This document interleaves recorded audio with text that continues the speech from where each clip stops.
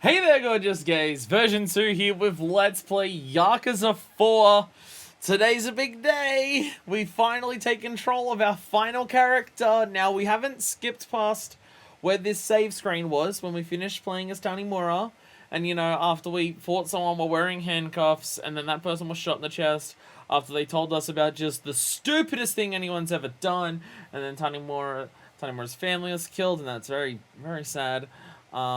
But we're going to start as our fourth character. Now, again, I haven't skipped past where this save screen was.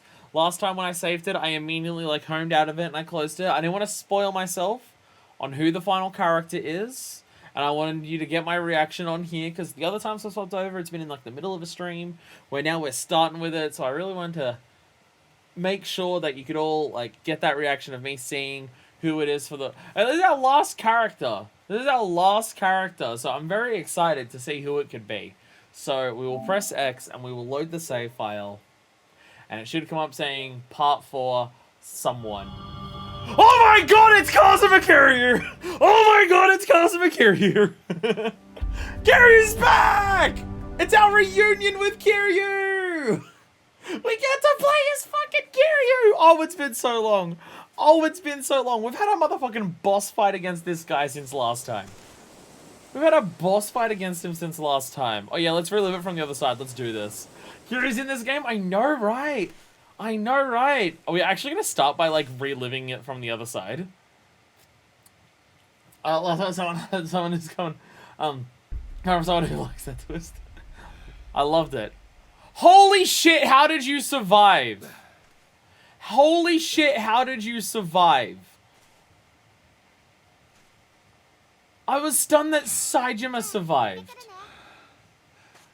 Oh, this isn't gonna go well. Oh, this isn't gonna go well. Hi there. Oh, shit. This must be a fucking nightmare for Haruka. We've heard Hamazaki's name because Saejima said it. And now he's here.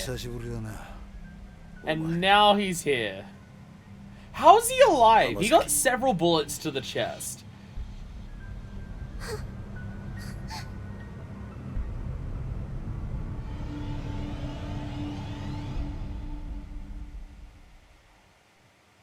Yeah, this is genuinely traumatizing for Haruka. So I see chat going the fuck off there. When we get to a point where I can not have dialogue go automatically, I will read it. Kiryu's been in life or death situations like that before. He was stabbed in Yakuza 2 as well, but Haruka was there for that one. Haruka was there for that one. What's her deal? Hamazaki, are you serious? Bro! Bro! なるほどな。まあ、無理もね。ところで浜崎、お前脱獄してきたのか。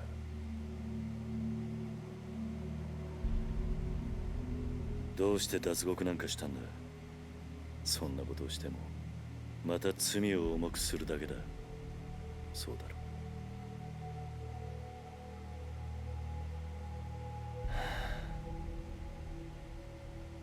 何日か前、冴島という男がここを訪れた。その時、お前の名前を口にしていたんだが。その話本当か？ああ。You were floating in the water for how many days, dude? 冴島のやつ、ちゃんと生き延びていたのか。そうか。やはり知り合いなのか。ああ。それで冴島はどうした？ちゃんとカムロ町には行けたのか？ああ、向かった。その後無事にたどり着いたかまではわからないがな。He's been doing a good job avoiding cops there. そうか。God, it's weird to see Hamazaki happy for someone else. あの冴島って男とはどういう関係なんだ？ That's fucking weird to see. 兄弟だ。And there, yeah.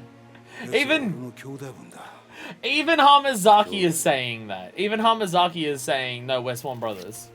That wasn't just a thing that, あんたにどうしても頼みがある。何してるんだ。お前俺は兄弟を男にしてやりてえだから頼む俺の最初で最後の頼み聞いてくれ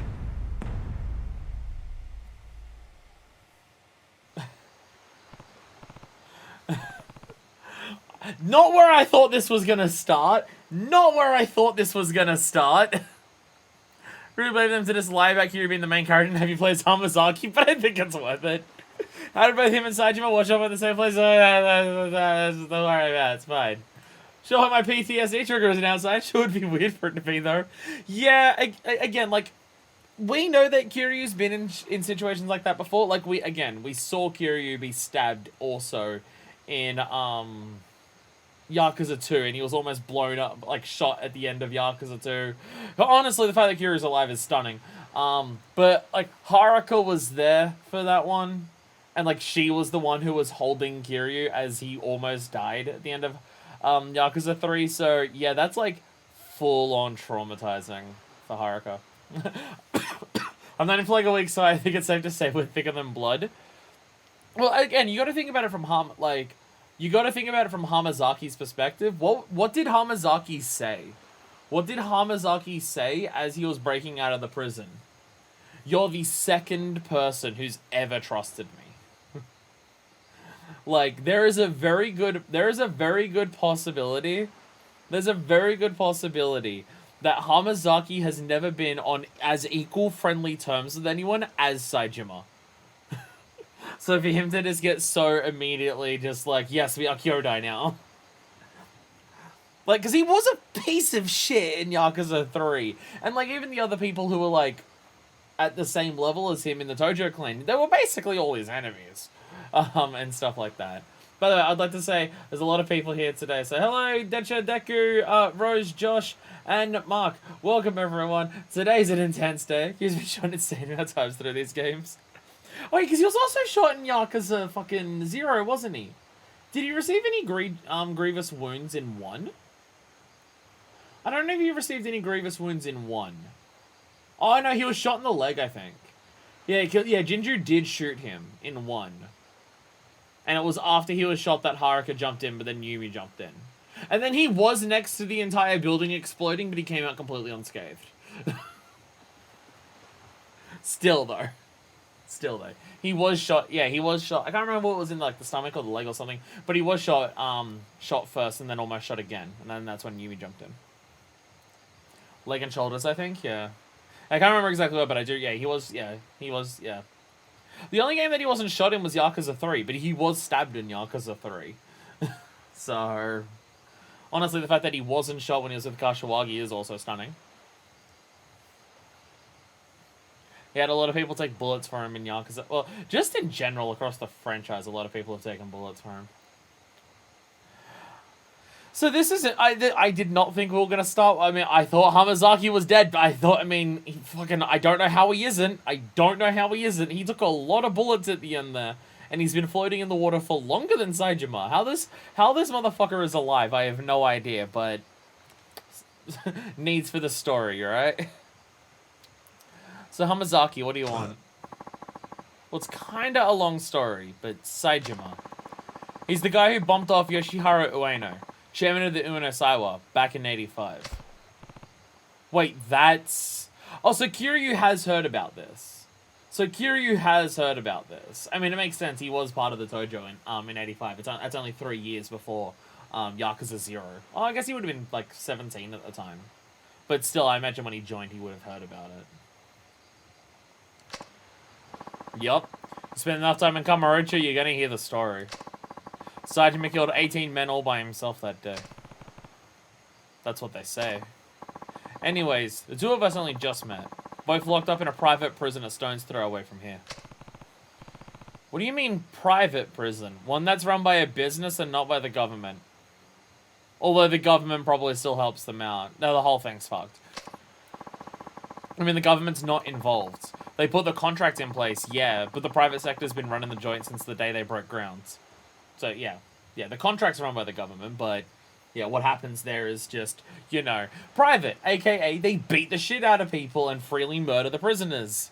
Well, that one guy almost murdered too many people in 1 month. That one guy almost murdered too many in 1 month. And he was gonna get, like, probably paid vacation. They call it Okinawa Penitentiary number 2. Taking you never heard the name? No.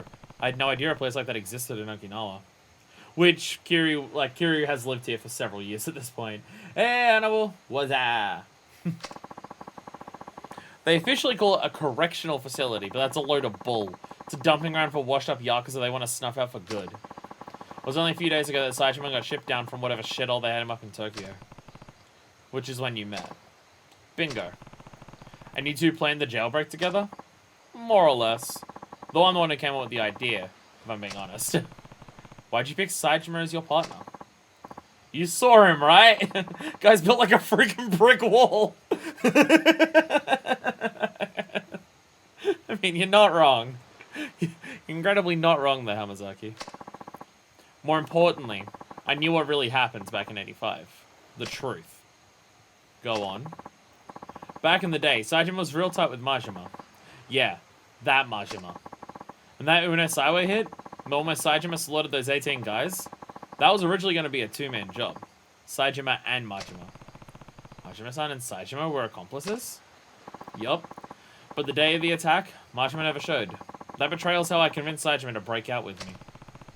Explains why Saitama was talking about revenge when he was here. It's all bullshit, though. Majima would never have betrayed his brother. They were both set up. He never told that to Saitama, but he probably didn't tell Saitama that part because then Saitama may not have been as willing to break out of prison. I mean, he still was because he still wanted to, because, like, he still did it for Sasai, and he still wanted to find out, like, wait, what do you mean Sasai is, like, now not even part of the clan? What are you talking about? By who? Guy named Shibata. Was setting up a third-tier Tojo family at the time. Problem is, Saitama and I got split up before I got to tell him what really happened. I think I can guess the favor you want. Yeah. You gotta tell him the truth, no matter what.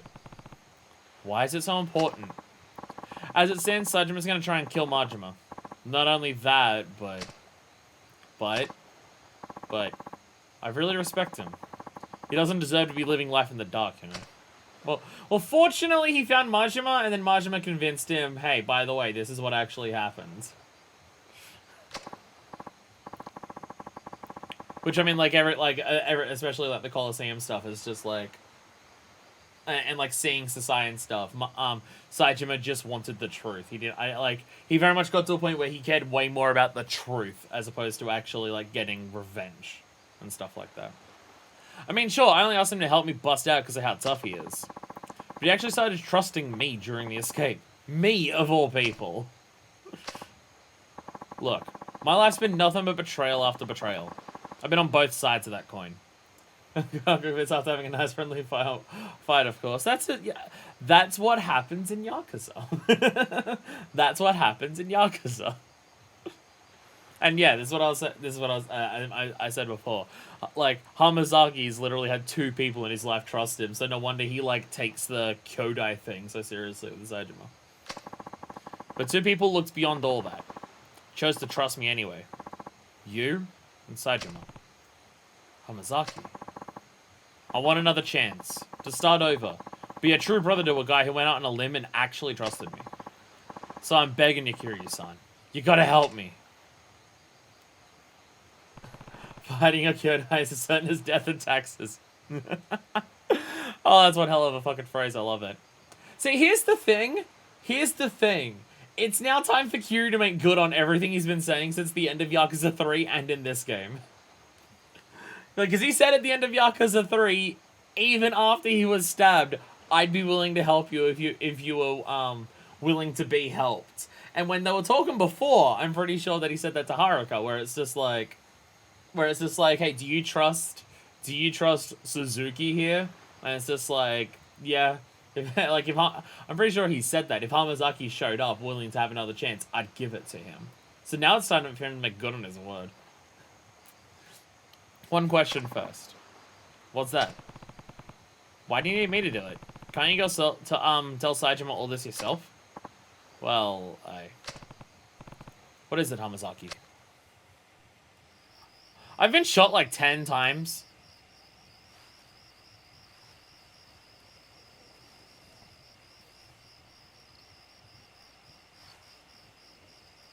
Oh yeah, he was grabbing something. Yeah, he grabbed something and like duct taped it to his 俺が chest. 脱獄した後サツとの取引に使おうとしていたブツだ。沖縄第二刑務所なんて限りなく非合法に近い施設が生まれた経緯とその資金面での金の流れが書かれている。これは Oh shit! Oh shit! 今から Oh! あんた Oh, も that 関係した politician! 消えた100億事件。実はあの事件で Oh, that politician! That makes a lot of 第二 sense. 刑務所設立の What piece of shit politician do we know who would be willing to go through with making a prison purely to torture Yakuzas that they can't deal with? Who other than the politician piece of shit that we already dealt with? どういうことなんだ。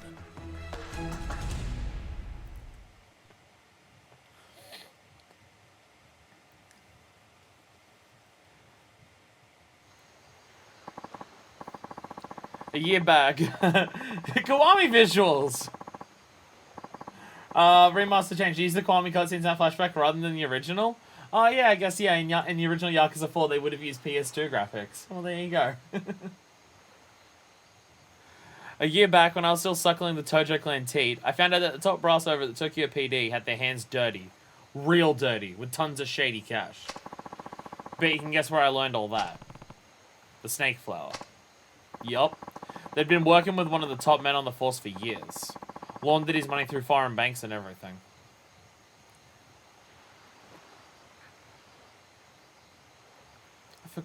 I forgot for a second. I was about to say, it's like, how did Hamasaki learn this stuff? I forgot that he was, like, his whole thing was working with the Triad in Yakuza 3, so that can make sense. Why go through all that trouble, though? What did the police need with all that cash? And when the Nishiyama family doesn't exist, Kiryu still has to clean up their mess.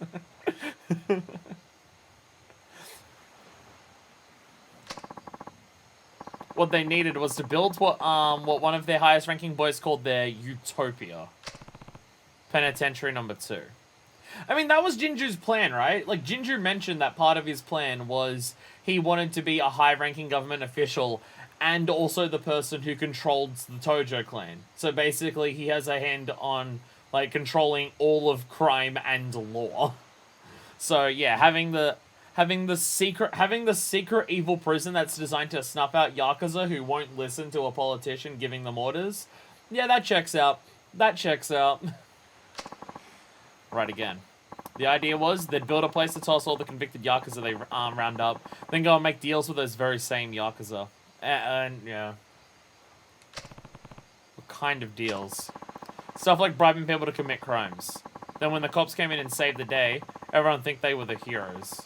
Crime would become a police-controlled affair. Yep, that is very much what Jinju was saying his plan was. It's very much what he was saying his plan was. That's absurd. Kiryu, he was telling you this. Jinju told you part of this. He just didn't mention that a secret evil prison was a part of it. But like, Kiryu, Jinju literally told you this. He literally told you that he wanted to control the Tojo clan and be like part of the political part. He told you this, dude. Yeah, an absurd power grab. Whoever handled those crimes to get big brownie points on the force, end up rocketing up the ranks. Still can't believe the 10 billion Jinju was trying to launder through the Tojo was supposed to end up with the cops. Believe me, I was just as surprised as you when I found out. Even with the money getting blown to high heaven, the paper trail alone is some serious shit. Because that money doesn't... Oh, sorry. Ugh. Oh, sorry. My head's been real bad today. I've been getting dizzy spells and just painful headaches. Ugh. Honestly, the only reason I grabbed this file in the first place is because I want a little dirt on the warden. Something I could use to bargain my way out of there, you know? But I gotta say, I never thought I'd stumble on a shitstorm this massive. To be fair, Kiryu got blown up, so maybe his memory is hazy. True! True! He was next to a massive explosion and somehow completely unscathed, despite the entire ground beneath all three of them blown up to shit. Almost feels like it's out of my league, if you get me. I show up on Tokyo PD's doorstep with this baby in tow, and that'd be the last anyone ever hears of me. Turns out this fella's not the bargaining chip I was hoping it'd be. It's yours now. But why me? Because you're at the center of everything that went down 5 years ago. Hell, you even had to beat the shit out of your own brother at the end of it all. Then... Nah. And then Yumi died. And then Yumi died. And then also my brother died. Kiryu? Come on, don't give me the silent treatment here. I just don't get it. Why'd you show me that? I already told you. You gotta go to Kamurocho and tell my boy Saijima what really... There's more to it than that. I know there is. Besides, you're gonna end behind bars again in no time without this bargaining chip of yours. So tell me, Hamazaki. What are you really after? Oh god. All the dizzy spells are bad. And then you had to beat up a lot of Koreans, then you had to beat up me and my friends, and then you had to beat up my Kyodai, and then I washed up, and now, well, I kind of caught up, actually.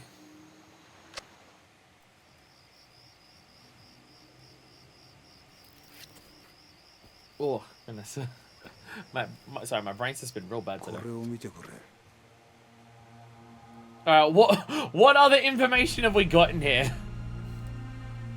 Tojo clan destroyed. Kamurocho Hills to the Uenosawa to Tokyo PD. Ah! And Shibata was meeting with Majima at the beginning. And the Kamurocho Hills was the bargaining chip if they couldn't get a ride.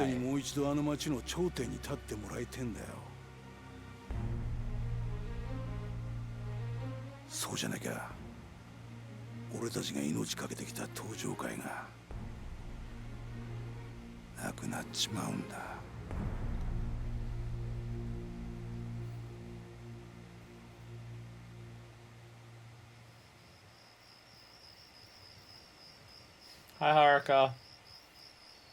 It's alright, he's not stabbing me, it's okay.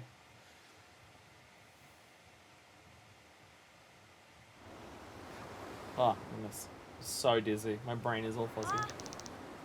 Taichi in the house! Hey! Hi, Taichi. We actually get to see the others. We get to see the other kids. I believe that is Koji and I don't know if that's Azumi. My brain is saying Azumi. Yo! Oh, Ayako. No, Azumi's younger. No, Azumi's one of the younger ones. Mommy! Hey, Mommy. We're home, Uncle Kaz. Looks like you kids had a good trip. You enjoy yourselves? Oh yeah, it was awesome. We hiked, went camping, even saw some old bones and stuff at a museum. Oh, I was terrified for a second there. You were gonna say you saw old bones while camping. Oh, I was terrified. I was terrified that you kids stumbled across a dead body. Oh, thank God. Wasn't it super cool, Koji? Mm-hmm. You gotta go with us sometime, Uncle Kaz. How's your grade trip, Sayako? Great.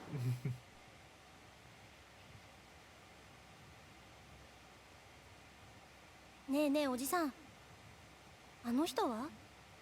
the one who stabbed me last year.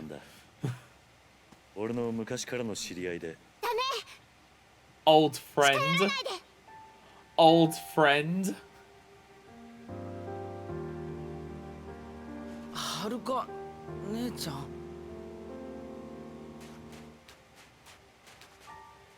この子たちに近づかないで。はるか。おじさんは黙ってて。私はね、この人のこと許したわけじゃないの。おじさんは忘れたの？この浜崎って人は1年前おじさんのこと刺したんだよ。私、それ目の前で見てたんだよ。そうだよな。俺は悪党だもんな。浜崎。悪かったな、はるかちゃんよ。その子たちに近づこうとして。I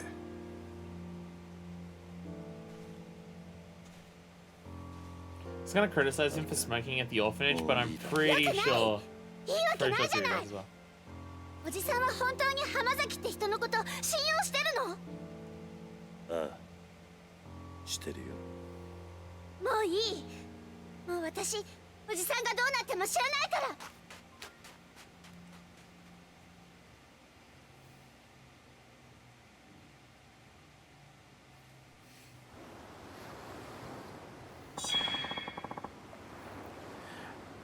Like, you can't blame Haruka for thinking the way she does. You can't blame her.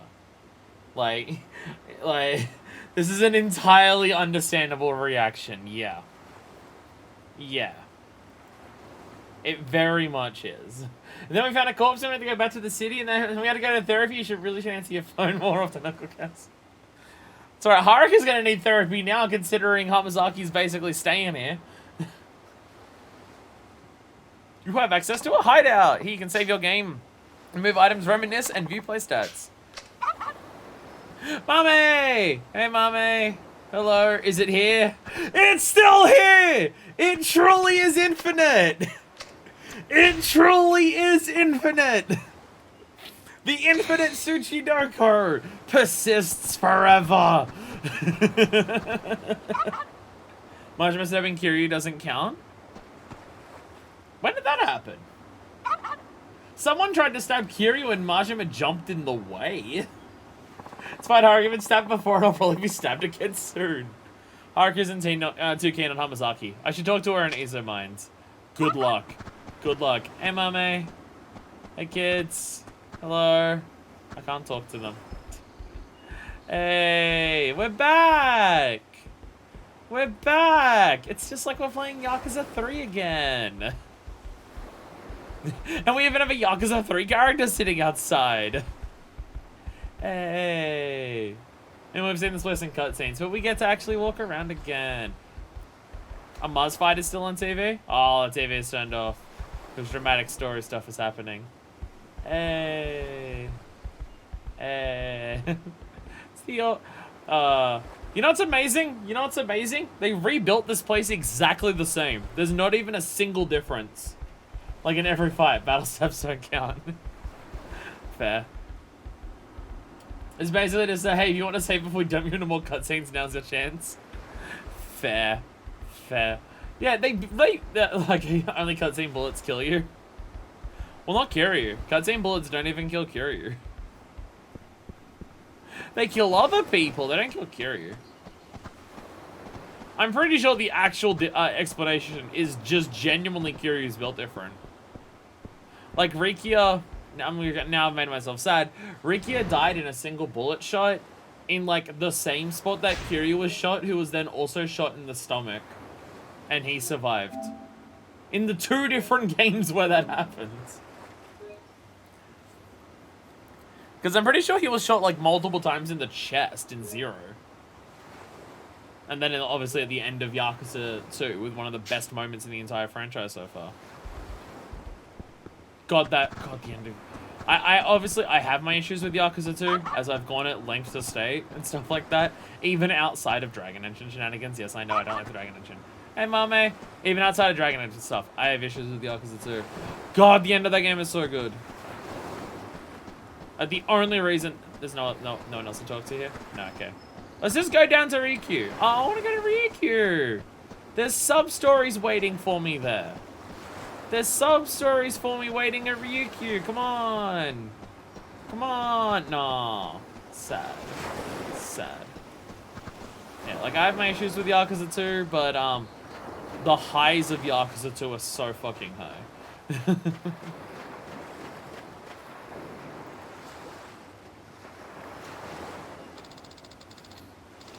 You're going back to Kamurocho, aren't you?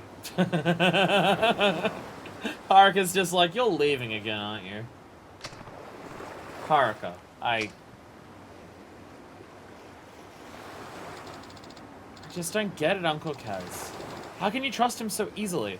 I think it was mostly shots for Kiryu, but Rikia got shot in the heart. Oh yeah, because the side that it was for Rikia, it was like directly in the heart. True. True. He stabbed you in broad daylight, Uncle Kaz. You almost died. I'll never trust him. Never in a million years. Haruka, please. Whenever I see him, I just think back to what happened last year. What he did to you. That memory terrifies me, Uncle Kaz. Like, you can tell how much Haruka takes after Kiryu.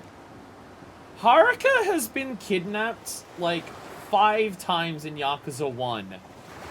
And then again in Yakuza 2. Those things don't terrify her. Those things don't give her bad memories. Like, she doesn't talk about when I was taken by Sengoku, and taken up to the top of a tower, and then I saw Ryuji stab him in the front, directly in front of me. Haruka doesn't talk about that as, like, terrifying. The thing that, like, is a scary moment for her was seeing that happen to Kiryu. Which is the same with Kiryu. Like, the traumatic moments for Kiryu isn't when Kiryu almost dies, or when he gets, like, shot to shit or stuff like that. It's when the people close to Kiryu die and stuff like that. Like, Haruka very much takes after Kiryu in that regard, where it's like, she's not strongly caring about what happens to her, but what happens to, like, the people that she loves and stuff like that, like, breaks her, which is the same as Kiryu. I've always believed in you. You know I have. But this time, I'm really worried. It feels like if you go to Tokyo now, you're never gonna come home. Yeah, I was talking about last night, huh? Maybe you want to know what happened 5 years ago. But I don't care one way or another. I just want you to be safe. You don't care? Haruka, you lost both your parents in that incident. Oh yeah, Jinju is technically a biological father, isn't he? I forgot about that detail. Jinju is actually, like, biologically.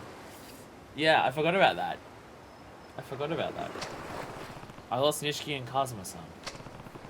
If there really was something more going on behind the scenes, wouldn't you want to know what it was? I mean, in terms of what it directly affects them, does it matter? Like, in terms of what directly affects them, does it matter? Like, Nishiki took the actions he did. Yumi took the actions she did. That would have resulted in what ended up happening, regardless of where the 10 billion yen was going. Okay, the one that makes it, more fucked up, than what it would be. Itchy head. Itchy skull. Oh, wow, that was a loud one. I'm happy just being here with you, Uncle Bryce. That's all I need. Not the truth, just you. Haruka. 安心しな。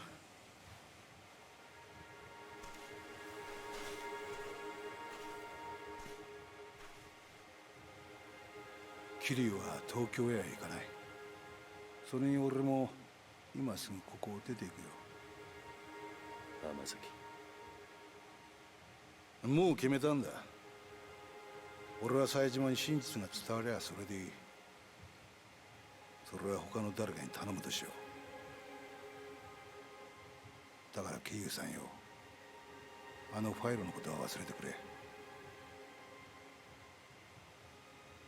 あんたにはここでの新しい生活があるんだろう。でもそれじゃお前が心配すんな。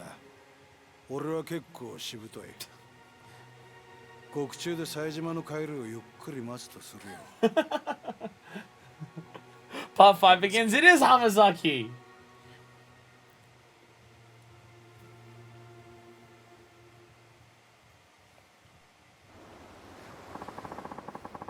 Guess I'm gonna head down to the station now. Turn myself in. Already? Sooner the better, I figure. Anyway, I'll be seeing you, Kiryu-san. Part 5, go Hamazaki. Oh yeah! So here's my thing. I get what Hamazaki's doing, and wow, Kiryu trusting him in that one moment has really helped Hamazaki turn around. Like Hamazaki is just like, Kiryu, I know you, like, you've trusted me, I need this from you and stuff like that. But once Hamazaki sees that Kiryu has a life already set up here, he's just like, okay, no, I'm not gonna ask you of that. Like, Kiryu, no, you don't need to do this for me. Like, I understand, like you're someone who trusted me, and, like, I trust you and stuff like that, but I don't want you throwing this away when you've got this life here and you're looking after these kids. I'm not gonna make you do that. Like, that... It's very... Like, this game is doing a lot to, like, make the end of Yakuza 3 so good. Because, like, what was Yakuza 3's whole thing at the end with Mine? Of just, like... Kiryu was someone who showed, like, trust in Mine. And it was just like, Mine, I want to help you. I know no one else has said that to you other than Daigo. I want to help you. And then after a fist fight, that was enough to get through to Mine to, like, convince Mine to turn around and stuff like that. It did require a fight, though. And the same things happened with Hamazaki. Like, Kiryu showed Hamazaki one moment of trust, and it took a bit for it to take. But it worked. Like, it did work. Like, which again is just, like, it shows how much Kiryu has grown as a character from, like, Yakuza 1. Like, there's no fucking way that Yakuza 1 Kiryu would have been able to talk to people the way that he did to help them turn around the way he did for Mine and Hamazaki. To the point where we literally know that's the case because it didn't work on Nishiki. His own sworn brother that he had known for several years. Like, Kiryu wasn't trusting enough. He wasn't someone who was caring enough. He wasn't someone who was raising a bunch of children and learned how to be a better person. That even his own sworn brother he couldn't help. And stuff like that. But by the end of Yakuza 3, he was able to help Mine and Hamazaki. Again, it took a bit to take and stuff like that, but it still worked. I also itchy. Anyway, I'll be seeing you, Kiryu-san. Hold on. Do you even know where the PlayStation is? I'm an adult. I got eyes. I'll find it. I'm coming with you, Hamazaki. We might have had our differences, but you at least deserve a proper send-off after all we've been through together. We might have had our differences. The one time we met, you stabbed me. You tried to get the Triad to murder my best friend. And then you sent a giant brick wall of a man to come beat me up.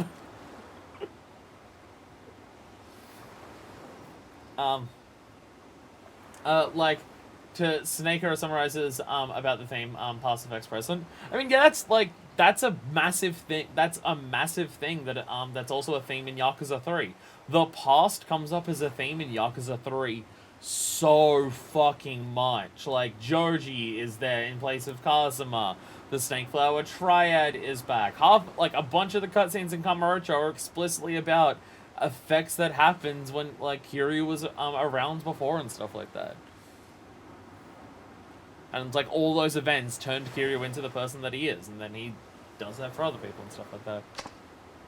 What I'm trying to say is that Yakuza 3 is really good because it's incredibly thematically strong.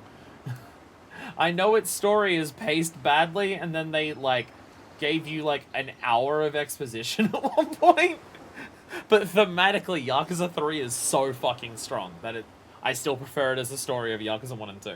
Not 0. Not 0. I still prefer 0 story over 3. Suit yourself. Hey, mommy. Hey, mommy. Hey, mommy. Is Haruka around? Where's Haruka? Haruka. Haruka. Okay, all the kids left. I was gonna say goodbye to Haruka, too.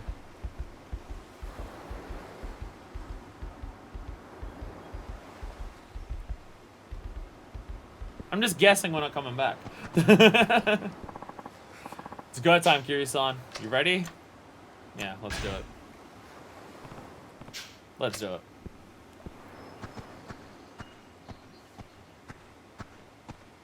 And Yakuza 3 Souls had one of the most emotional moments in any video game for me. No game has made me feel like Yakuza 3 at the end of a certain chapter in a bullfighting room. Hey, it's Ryukyu. You can tell it's Ryukyu because it looks different to Kamurocho. You sure about this, Amasaki? 100%. The only way I'm reuniting with Saichima is when we're both back in the slammer. Don't remind me. If you've seen my video on that, oh, it broke me. It broke me. It fucking broke me. Oh, God. It's hard to even think about it without it just being, Again, the most, like, the saddest that a game has ever made me. Even, I've said it before. I said it before about The Last Guardian, where the ending of The Last Guardian is the most emotional I felt in a video game. And I still think that's true, because the ending of Last Guardian has so many different emotions, and it's over such a long period of time, that I think on an overall emotional scale, the ending of Last Guardian is still, like, the number one. But in terms of the saddest I have ever felt, yeah, Yakuza 3 takes the cake. Yakuza 3 takes the cake. I broke in half.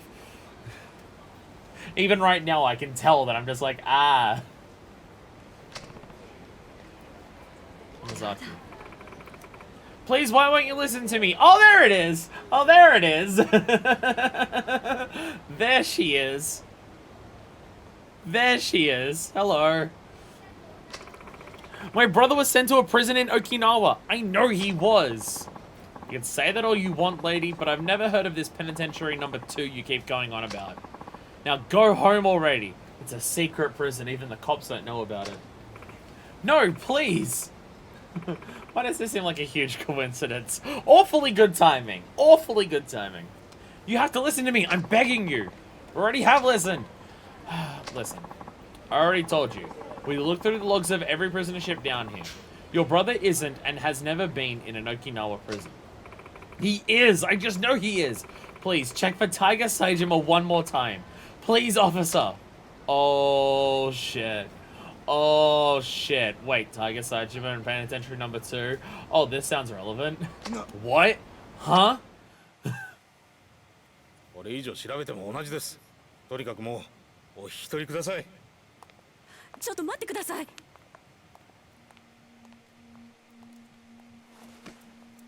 あんたもしかして冴島大河の知り合いか？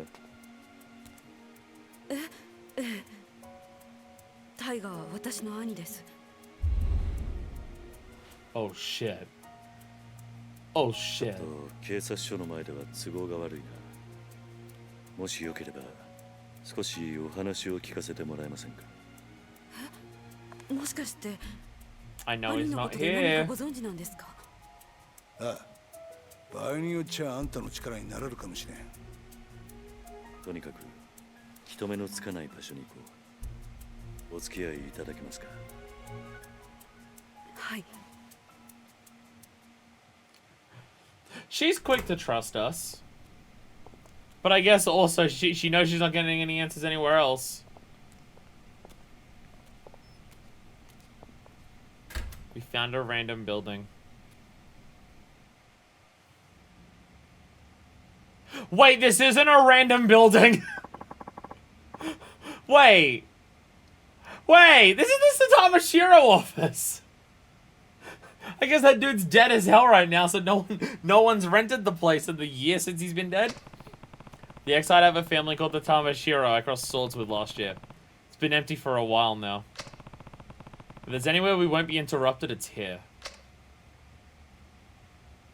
God. Remember this fucking pain in the ass for him trying to get him stuck in the corner and trying to jump around behind him to beat him up because, well, he was doing nothing but blocking. And it was early Yakuza 3 before we had the actual techniques to take care of someone who only blocked. The safest and most secure place that Kiryu knows. An abandoned building. Well, where else are we gonna go? The karaoke bar? If we're not going back to the orphanage, I'm pretty sure Haruka will be pretty pissed if Kiryu brings Hamazaki back to the orphanage. So you ready to talk? We might be able to find where your brother is if we pull all the information we have. Right. Now, you said you were Taiga Saijima's sister. That's right.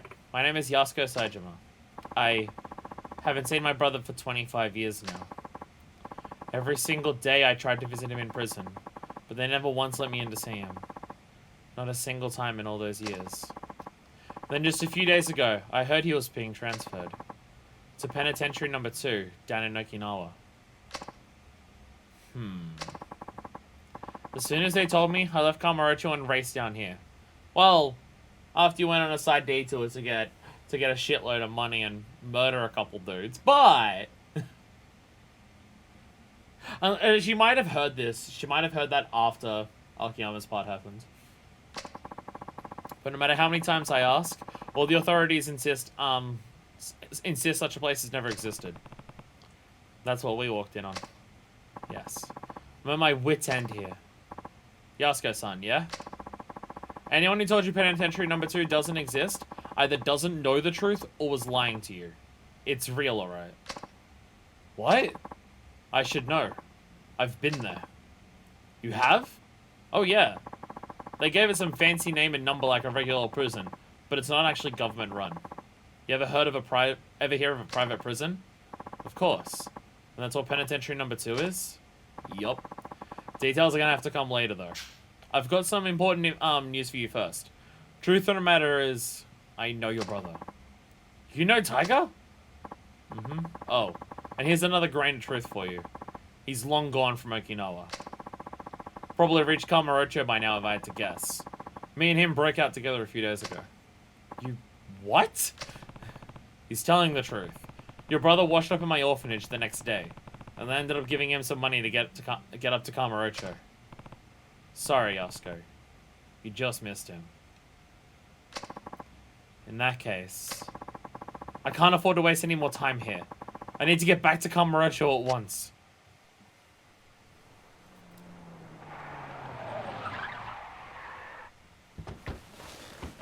Well, that's not a good sound of a car pulling up. どういうことだこりゃ。どうした？変な連中が大量にビルに入ってきやがった。刺すかもしれん。どうする桐生。今警察に捕まったら説明するのに時間がかかる。とりあえずここを出よう。はい。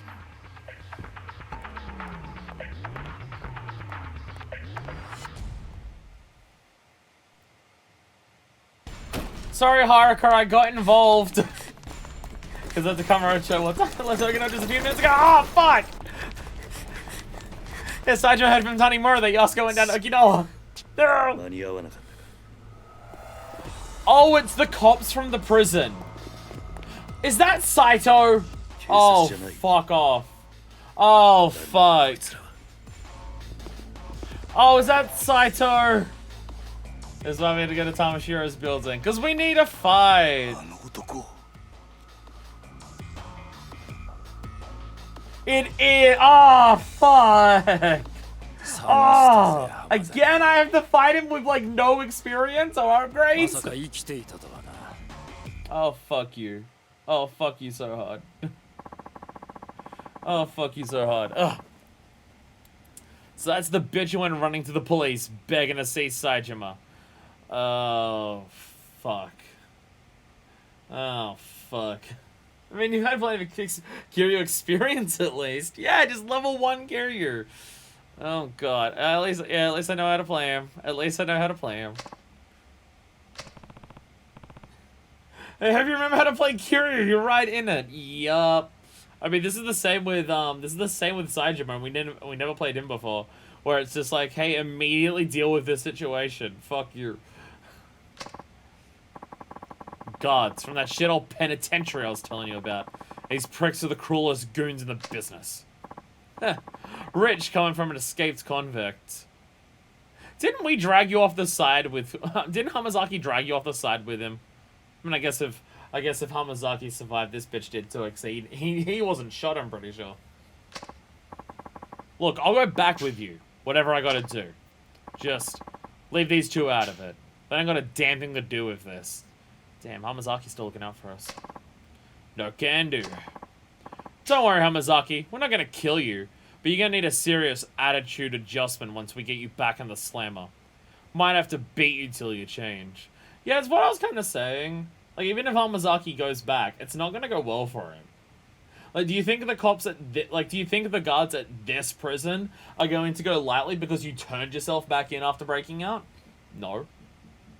No. No, not even slightly. Either way, this bitch isn't going anywhere. Why? This is between you and me. Sorry, but Warden's orders. He told me to bring him Tiger Saijima's sister. That's exactly what I'm gonna do. Me? But why would... There's a load of bullshit! Hamazaki. Huh?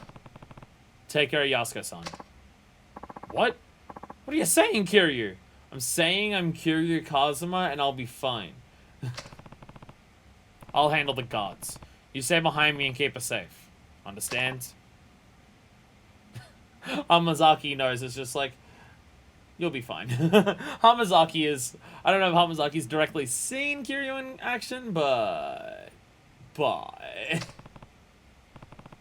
You hear that? If you want to get to Yasuko, you're gonna have to go through me. And who are you, tough guy? Someone who spent almost a quarter of his life in prison. And I can tell, you're no ordinary gods. Step aside, pal. Or who knows? We might just accidentally beat you to death. I think you'll find that's not as easy as you expect. Your funeral. Saito, you have no idea who you're fucking around with. Oh, Saito. Oh, Saito, you have no idea what hell you have unleashed. Alright, it's time to be the motherfucking Dragon of Dojima.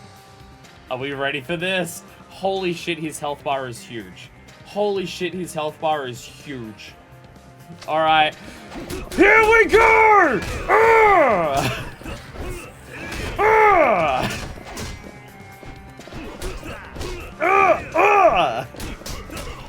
Kiryu! Oh, we have red heat to like immediately to start with. Yeah, like we have red heat from the fucking start. Let's go. Yo, we have access to those ones. We have access to that shit already. Yo, that's what the entire Yakuza 3 source code in as a memo. Oh, right. Saito does this bullshit, doesn't he? I forgot Saito does that bullshit, doesn't he? Yeah, Saito's a oh god, yeah, Saito's like a fucking prick to fight. Do we have Kamaki knockback by any chance? No. we do not start with Kamaki knockback. Oh, Saito is such a piece of shit, and like we fought him in a larger open space before. Fighting Saito in a corridor? Are you kidding me? Fuck off. Oh my god. You know, Yadel and Sanji's heat moves need to be critical health. Kiryu has those but for red heat.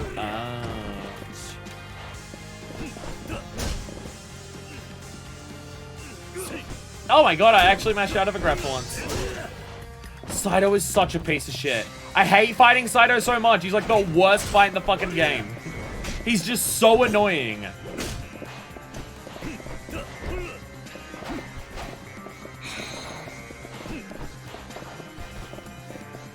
We have access to a lot of Kiryu's moves already. Again, we don't have the shoulder tackle, but we've got the double dodge for him already. We actually have access to a surprising amount for him already. Oh my god, I hate fighting Saito so much. How do you deal with this cunt? How do you deal with him? Alright, we need to check out our abilities. We need to check out upgrades.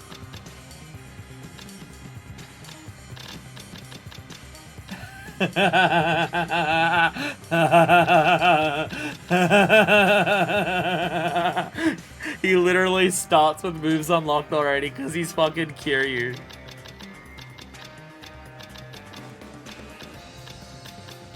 Oh, knockback's level 10. There's all those ones there. Holy shit! Holy shit! He has so much already! Holy fuck! Wait. Everything we have to buy for him is either 1 or 4.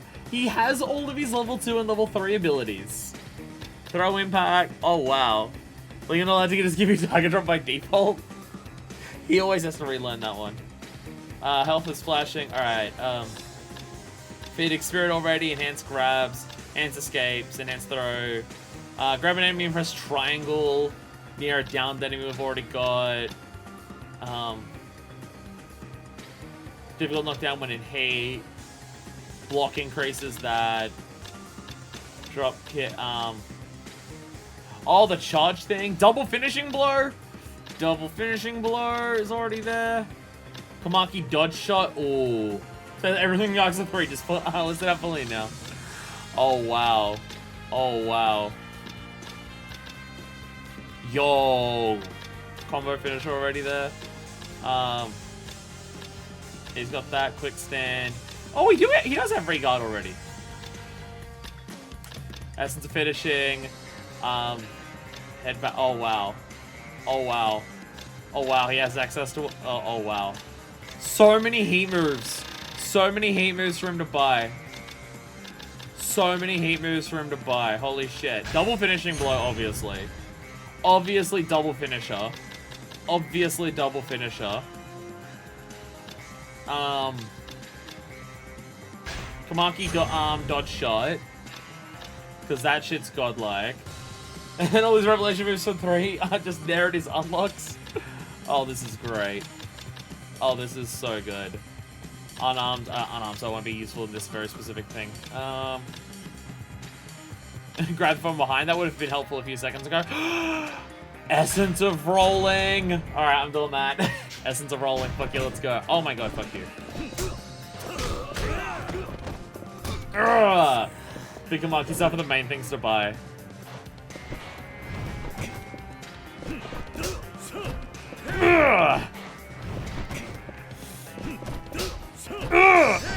Oh, fuck you. I've said it before, but I love how even if you have to relearn stuff, you can feel Kiryu getting more powerful every game. Oh, absolutely. Oh, absolutely. I'm gonna do this, because fuck Saito. I don't like using items, but fuck Saito and me. Oh, fuck you. But fuck Saito so hard. Stop, stop. Fuck off. Fuck off, fuck off! Oh, why are you such a... I hate fighting Saito so much. He's so annoying! Why is this what we have to start with Kiryu? Oh my god, he's the worst fight in the game. He really is.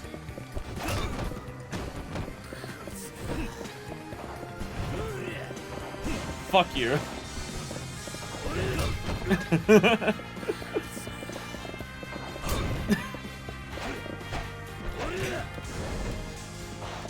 Fuck you, this works still. Oh my god.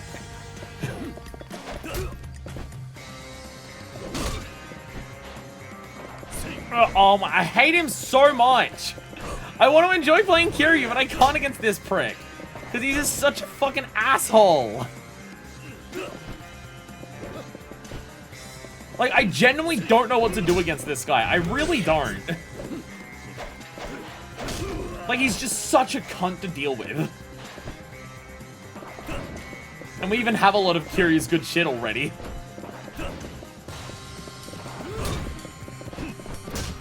Ugh! Oh my god, you're such a pain in the ass to deal with. I fucking hate you so much, Saito. Ugh! Oh my god. There we go! Jesus Christ. You know what the worst part is? I know that's not the last time we're gonna fight him. I know that's not the last time we're gonna fight him. Because the same fucking thing happened when we were Saejima. That's round 1. That's round 1. Oh, flashbangs? Are you serious?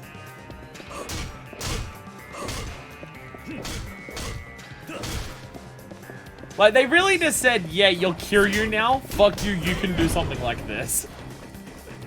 Like, it's very noticeable, right? Akiyama's intro fights are basically tutorials of how to play. Tanimura has, like, the try and hit me guy, but, like, he's dodging him and, like, parrying him and stuff like that. Like, it's all relatively simple stuff. Whereas, like, for these pricks, yeah, let's go. Luigi Missile is back, baby. But for Saejima and Kiryu, it's just like, no, you're playing as beasts of men. You can do it. You can do something like this to start with immediately. Like, they're just like, no, fuck you, this is what you're doing. Oh, healing items. I'll take it. I desperately need it in this case. I desperately need them. Again, if I'm fighting someone like Kiryu, I don't want to use healing items, but I'm fighting Saito. Fuck this guy.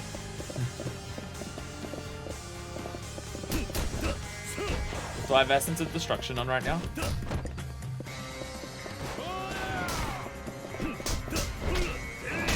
Lol. Hi there. Hello. Oh my god. Oh, it's good to be back. Oh, it's so good to be back. Oh, it's so good to be back. Get in the fucking wall. Oh, it's good to be back. Oh,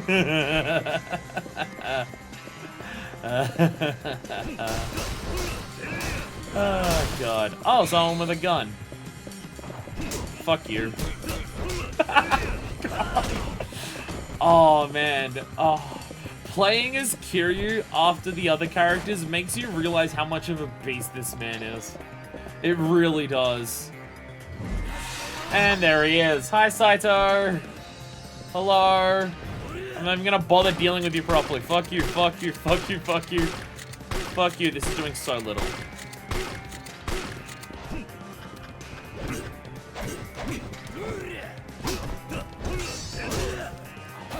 Frick. Just the damage you're building long battle, but in reverse.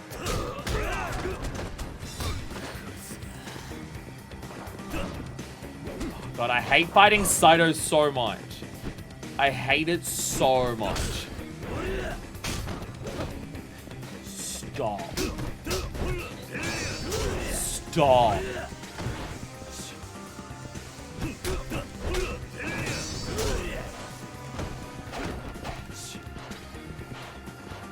He's such an annoying piece of shit. He's such an annoying fuckbag. I can tell, holy shit, they give you a lot of healing items to deal with this prick though. And I understand why. Okay, so all of his level 4 stuff requires like prerequisites except for this. Oh, better dodges when not in heat mode. Okay. And then you get the other things. Kamaki knockback is level 10. Holy shit, we have 6 things to buy. Oh, blocking, actually blocking increasing heat. That's probably going to be useful.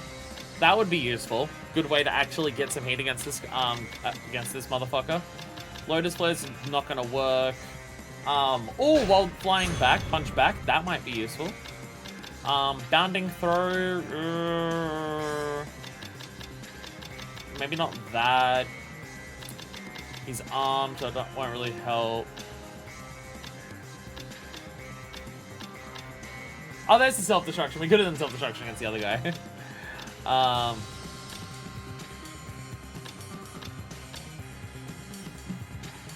A lot of things to knock down there. Essence of Terror! Essence of Terror! Essence of Terror! Oh, I know what that one is. You know what, fuck it, we'll take that too. Stability, fuck it. Let's get a lot of his passives to start with. True stability, I'll take it. Dragon God Defense. Oh, knife attacks. Knife attacks in heat mode.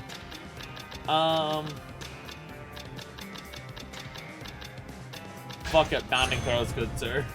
We get so many of his stuff early because everything that we can buy of his just costs fucking 1. Which is hilarious.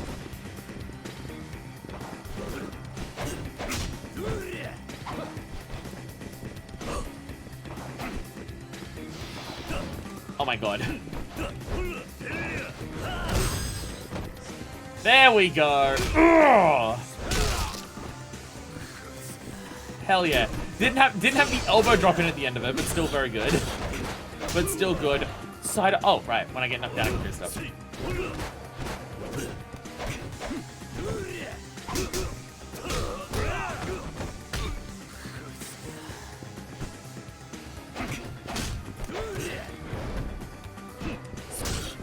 What I really want is Kamaki knockback.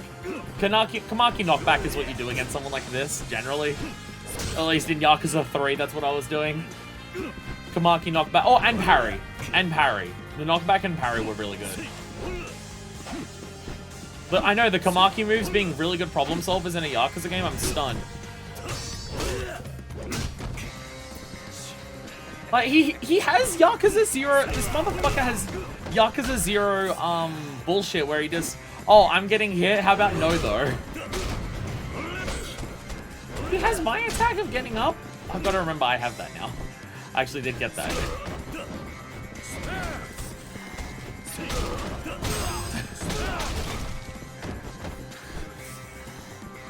Fuck it right. Use the environment to my advantage. Play like Kiryu. There's a reason there's a bunch of shit in this room. Right? Right. Fuck this guy. Fuck fighting him in an honest fair fight.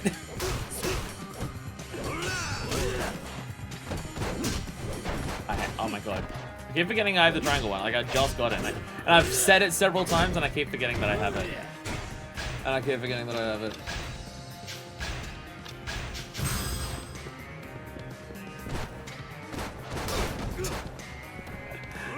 Ugh! How are you not dead? Oh my god, I swear to god. Fuck you, Saito! Fuck off! I hate this guy so much. I hate you so much. Fuck off. Jesus Christ. I can hear a noise in my apartment. I'm gonna quickly close my door while the cutscene plays.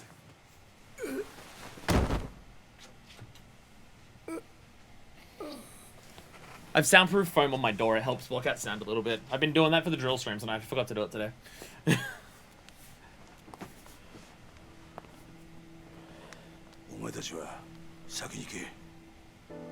Fucking Christ, Saito.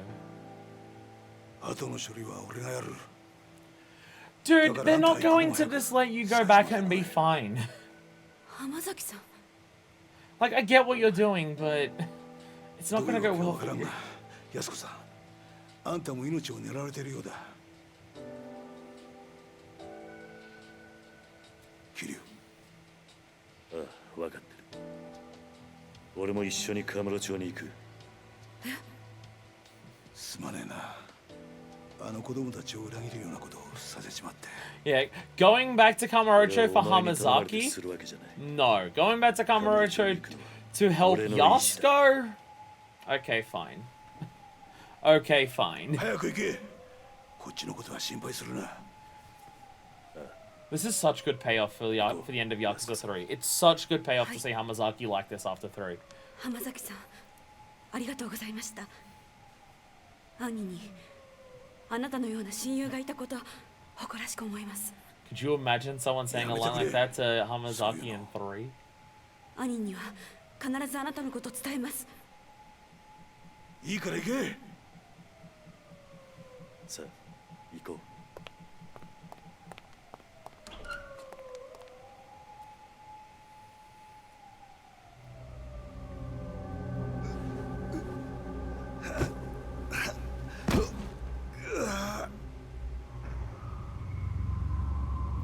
Those bullet wounds weren't okay, were they?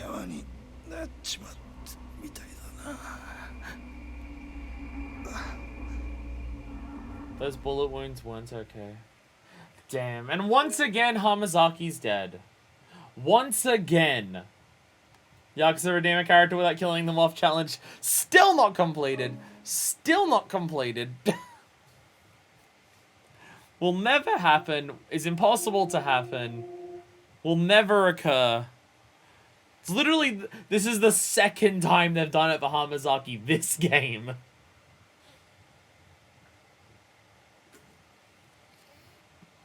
Second time this game.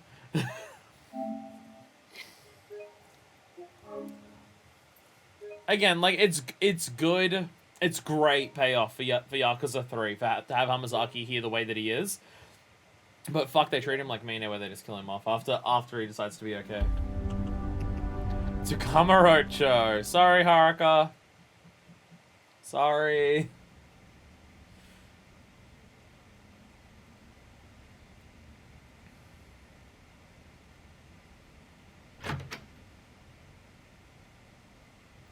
Oh, thank God he's alive. Oh, thank God he's alive.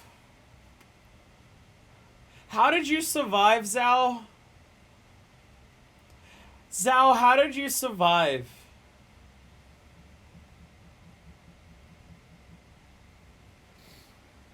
Living already, Machan? Oh.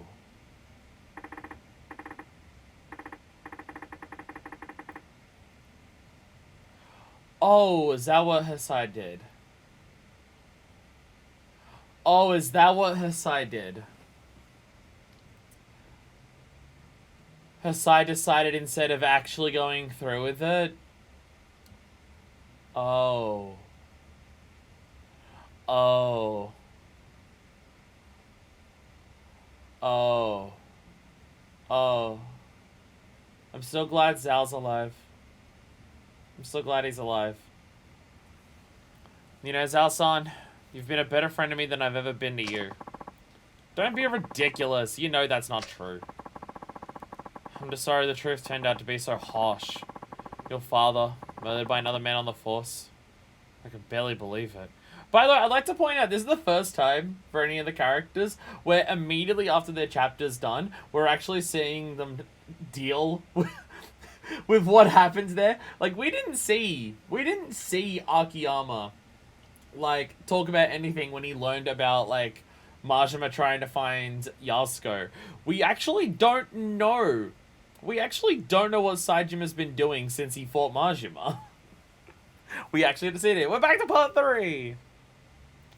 I mean, like, if we're getting towards the end of the game, I feel like we're gonna, like, it makes a lot more sense to start showing what the other characters are actually up to, considering we're getting close to the end of the game. The only time we saw what the other characters were up to was when Tanimura actually physically went and saw Akiyama. You're telling me. Something about all this doesn't sit well with me. How will your father's spirit ever find peace?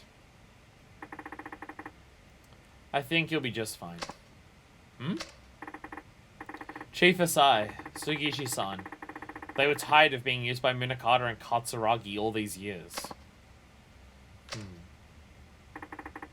The two of them spent their whole lives serving others. But their final moments, those were theirs. And theirs alone. Again, the whole thing that we did at the end of Tanimura's part was just like, hey, you know the people that you thought were, like, manipulating things the entire time? Yeah, there was people even above them who were doing it the entire time. You know how you thought that Saejima was used as a pawn? And he was? And you know how you thought that, like, Arai was used as a pawn? And he was? And you know how you thought all these other people were being used as pawns by people above them? Yeah, it turns out even the people who have, like, that until this point you thought were, like, running shit, they were being used as pawns too. They went out following their own brand of justice. Okay, to be fair, Sugiuchi fought back a lot. As in, we literally had a boat chase with him where he shot back at us, and then we had a fist fight with him. It was only after we beat him at the fist fight that he decided to come clean. But again, that's just Yakuza. That's just Yakuza. Machan. Sugiuchi-san must have known telling the truth of what happened 25 years ago was signing his own death warrant. But he did it anyway. And Chief Hisai, he took his own life in order to spare you, me, and Mai. It explains what he said into the phone before he shot himself. Both of them will be dealt with. Yeah. Chief Asai told Munakata I was dead so he'd stop coming after me. He spared my life so that I could do what's right. So that's what I could do so that I could do what he never could. You mean bring Munakata down? Exactly. Tanimura, you have the biggest task ahead of you that anyone has ever had. You have the biggest task ahead of you. Holy shit. Holy shit. Holy fucking shit, dude. But how are you gonna do that, Machan? Munakata's one of the most powerful men in one of the top police institutions in the world. Well, I don't think I'll be getting much help from my fellow officers, that's for sure. It's fine, he's proving his balls big enough to meet the task. Yeah, this is very true. This is very true. We definitely know this about Tanimura. Also, hey, Tanimura is finally realizing maybe my fellow cops can't help me. Especially after last time when, you know, like 3 dozen of them showed up and did precisely nothing.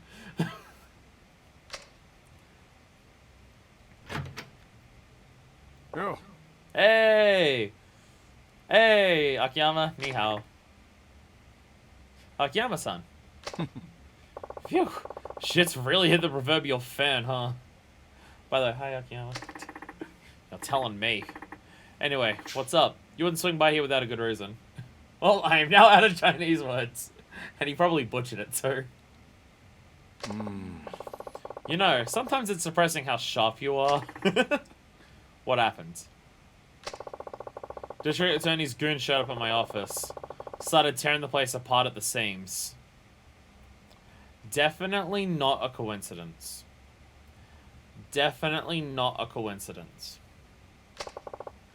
Not to mention, they chucked me out in the street. Wait, they're investigating Sky Finance? On what grounds? They say they're looking into some kind of coercion. The exact terms are eluding me at the moment. Anyway, the issue is my test. They say I'm forcing people to do stuff they don't want to do in exchange for money. Classic coercion case, I guess. I mean, from a legal perspective, that might hold water. From a legal perspective, that might hold water. Akiyama, you did basically say to a mother and child trying to escape a domestic abuse that if you're not willing to be a sex worker, I'm not gonna help you. You did say this to a woman, Akiyama. That did happen. It's like I can hear the words coming out of the DA's mouth himself. I mean, obviously they're coming up with whatever reason they can to raid his office and stuff like that.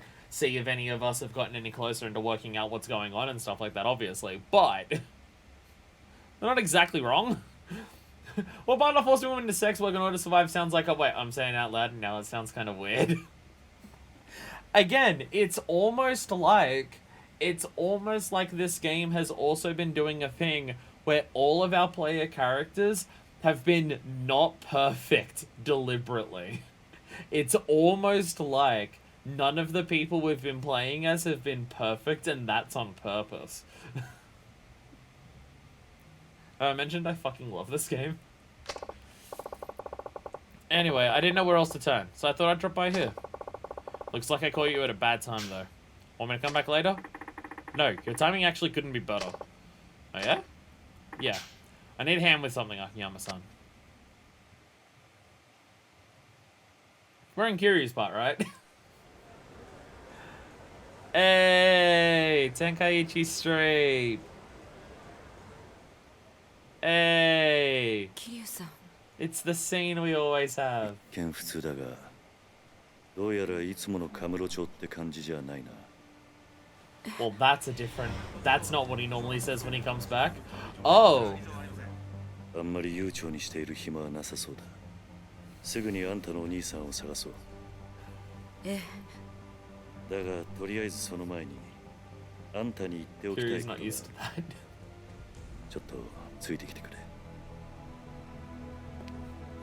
Kiryu is very much not used to that.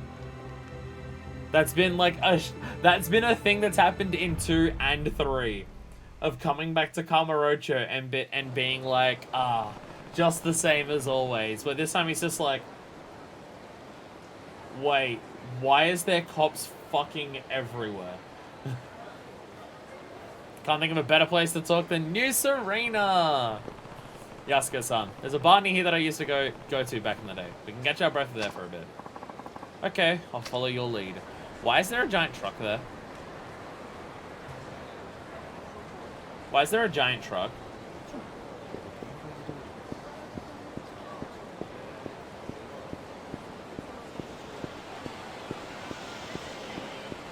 Because the DA is taking apart Sky Finance? Okay, so why is there a truck? So why is there a truck? That's what I don't understand.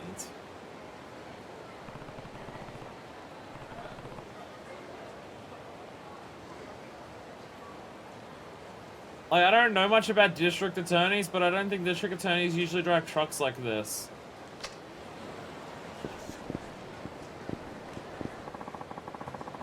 I wonder what this truck's doing here, other than blocking the road, I mean. You think someone's moving? Don't know. All I've seen is these beefy dudes carrying up boxes and boxes and boxes. Couldn't see what was in them, though. They finish soon, either way. This isn't how I envision our night out in the town. So what guy's really stuck?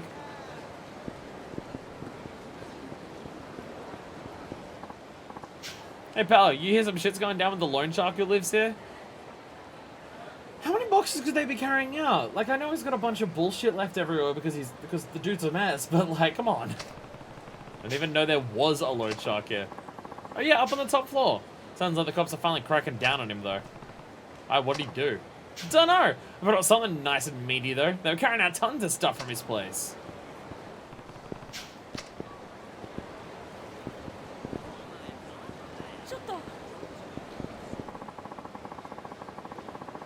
Head up the stairs in the alley around the back and tear Sky Finance to shreds. We're not leaving until we haul out every last document they've got. And whatever they try and say, just tell them we're under orders from the district attorney's office. That's all they need to know. Now get a move on. This doesn't sound suspicious at all. This doesn't sound suspicious at all. The DA, I wonder what happens. Doesn't your government take large amounts of documents into unmarked vans and not tell anyone what they're doing? I mean, Yasuko, you were here. When you hear Loan Shark happening, Yasuko, you know Akiyama's here.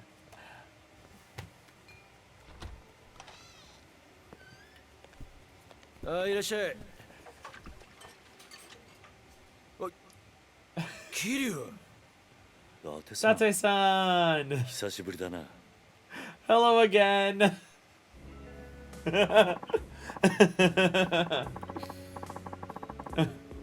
What's going on, Kiryu? You show up in a guy's bar and don't even drop him a line first? Hi, Date. Sorry for letting you know, Date-san. I have some business in town. Date, why are you behind the bar?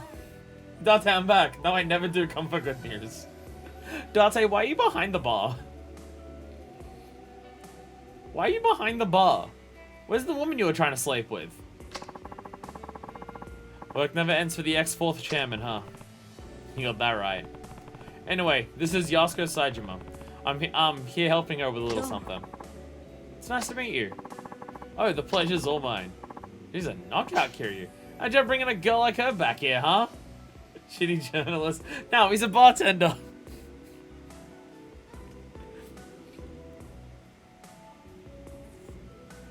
Date has an interesting career path. Whatever you're thinking, I guarantee you've got the wrong idea. Let's leave it at that. By the way, where's Mama? Gone for the week. Family trouble. You know how it goes. They want to rehire her voice actor. Got it. Understood. You holding down the fort while she's gone? Yep. It's a real pain, what my other work and all. But she insists we keep it open for the regulars. Date, the regulars are me, and I drop in once a year. Date, I'm the regular. Lucky for us that she does. Now, Kiryu, what's this little something you need to take care of? Oh, right. You mind taking a seat, Yasuko-san? Please. I just need to ask you something before we head out to find your brother. Okay.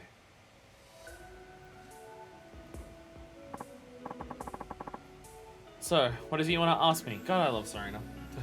Serena is such a nice bar. It's like, it's just... I feel like Serena nails the balance of, like, homely and fancy. Like, it doesn't really... I mean, part of it being homely is just the fact that we've known this place literally the entire time we've been playing Yakuza, because it even comes up in Zero. Hell, it's probably in Zero more than any other game except for 1. And even then, it might even come up more in Zero than 1. Because, you know, Reina's alive and they actually remember she's a fucking character in Zero. Although they don't remember Yumi as a character in Zero, so, you know. Yes, I know she's mentioned. Doesn't count. Sorry if this is a blunt question, but why do you need to see your brother so bad? Bad enough to murder for it? Oh. Wait, you what? Kiryu-san, is this really the best place to... Don't worry about Date-san. He's an ex-detective, yeah, but we can trust him. I promise. He'd never turn you in without hearing what you had to say first. Wait, how does Kiryu know this? Wait, how does Kiryu know this?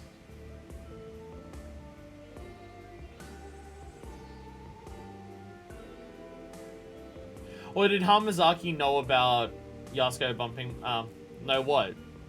About her killing people. About Yasuko killing people. Isn't that right, Date-san? Unless Hamazaki knew. Hamazaki might have known. Hamazaki might have known that someone was bumping off Shibata's people. Well, yeah, that's right. Now tell me the truth, Yasuke-san. Why would you go so far for your brother? Yasuke-san. Come on. It's because Tiger is everything to me. I owe him my life. What? I'm serious. If it weren't for him, I would have died years ago. And we learned this in his life. Shim told the whole story when chatting with Kiryu and Hamazaki. Oh, true. Yeah, they did. True. She may have mentioned it there, yeah. Yeah, because they did talk at the Tamashiro office. She might have mentioned it there. True. Go on. Have you ever heard of a living donor kidney transplant? Lock a key. Sorry. Living donor kidney transplant? Oh yeah. You read about those things all the time. That's when they give you a kidney from one of your relatives, right? And so you only need one after all. Right. The truth it is, I'm the recipient of one of those living donor transplants. And your brother's the one who gave it to you, huh? That's what you meant when you said you owe him your life. Yes. Hold on. Getting a transplant like that from your sibling isn't all that uncommon. I'm not judging or anything, but do you really owe that much just for a kidney? Very last locker key you can get. So annoying. Oh yeah, because you wouldn't be able to go to Serena as any other character. It's not that simple. Think you can explain? The kidney I got, it wasn't Tiger's. He wasn't a match. What, different blood types? Well, yes, but what? Why couldn't you get the transplant from your brother? Yasuke-san? I think I get what's going on here. You and Tiger aren't actually siblings. Kiryu! He's right. Tiger's my stepfather's son from his prior marriage. Why my mother had me before she and my stepfather ever even met. Then where'd you find a match? Since my mother had already passed, Tiger tracked down my biological father and begged him to donate his kidney to me. Saejima. Beyond the regular difficulty of finding a kidney donor, my blood type is extremely rare. A direct relative was my only hope of a match. Likely O negative. Likely O negative blood. If you have O negative, you can only take O negative. At least that's blood donations. I don't know about. I'm pretty sure when it comes to transplant, it's more than just blood types. I'm pretty sure there's certain proteins and stuff that also have to match. But but blood type would still have to match. Which O negative is one way. If you have O negative, which is rare, then you can only take blood that's also O negative. Fun fact: I'm O negative. That's actually a very common hereditary thing in my family. Most of my family is O negative. So yeah, for the rarest blood type. The cool thing about O negative blood too is that any other blood type can take O negative blood. But O negative blood can only take O negative blood, which it's the only blood type that can only take one other blood type. It's why it is so important that if you are O negative blood type, that you donate blood frequently. Unfortunately, the fact that I'm queer overrides that, so I'm not allowed to donate blood, which is fucking absurd. My blood type is so goddamn important and so goddamn vital. But because I'm queer, they won't take it. Blood donations in this country are run by a religious organization, so... Like, they say it's because of the HIV and stuff like that, but that's bullshit, because they test every blood for that before they give it to anyone, because, you know, you have to. But yeah, it's run by a religious organization here, so... yeah. It's fucking bullshit. Once Tiger learned that, he spent every waking moment of his life scouring the city until he found my father. He was only 15 years old at the time. Still just a kid, huh? And I'd honestly given up hope. Before my mother died, she told me my father was nothing more than an abusive drunk, with no chance of ever changing. Based on what I knew, it seemed likely he was already dead. Even if he wasn't, I didn't want to live knowing I owed my life to such a horrible man. At the time, I would have rather died than continue on carrying a part of him inside me. But Tiger wouldn't take no for an answer. He said no matter what happened, he would take care of me. Then, he found your dad? Yes. Well, where was he? In Kansai. He had started working for a Yakuza organization called the Omi Alliance, handing out the dirty jobs no one else wanted to touch. Oh, shit. Oh, shit. Omi getting brought up. So I know we got, like, part of this backstory. I know we got part of the backstory of them with, like, with Saijima's sub-story with the kid. But yeah, we're still learning a lot here. Still learning a bunch here. The Omi? That's right. Tiger went alone to Kansai, knowing full well that my father was a Yakuza, but let me guess. They tried to extort him. Exactly. A Yakuza through and through, my father demanded a massive sum of money in exchange for one of his kidneys. How much cash we talking here? 30 million yen. That's a lot. 30 mil? It's a ton now, but it was a fortune back then. Oh yeah, this would have been like 30 years ago. How was a kid ever supposed to get his hands on that kind of money? He wasn't. That was the point. Damn. Damn. Again, like, wow, parallels with the kid that Saijima found, huh? But Tiger didn't give up. He started fighting thugs in the streets of Kamurocho, trying to scrape together whatever funds he could. That would never work. Not for cash like that. I don't know, ask Kiryu. Ask Kiryu. Back in the 80s he did that. He would have gotten a lot of money from street fights back then. It literally exploded out of people. You just find someone in a gold suit, bam. It didn't.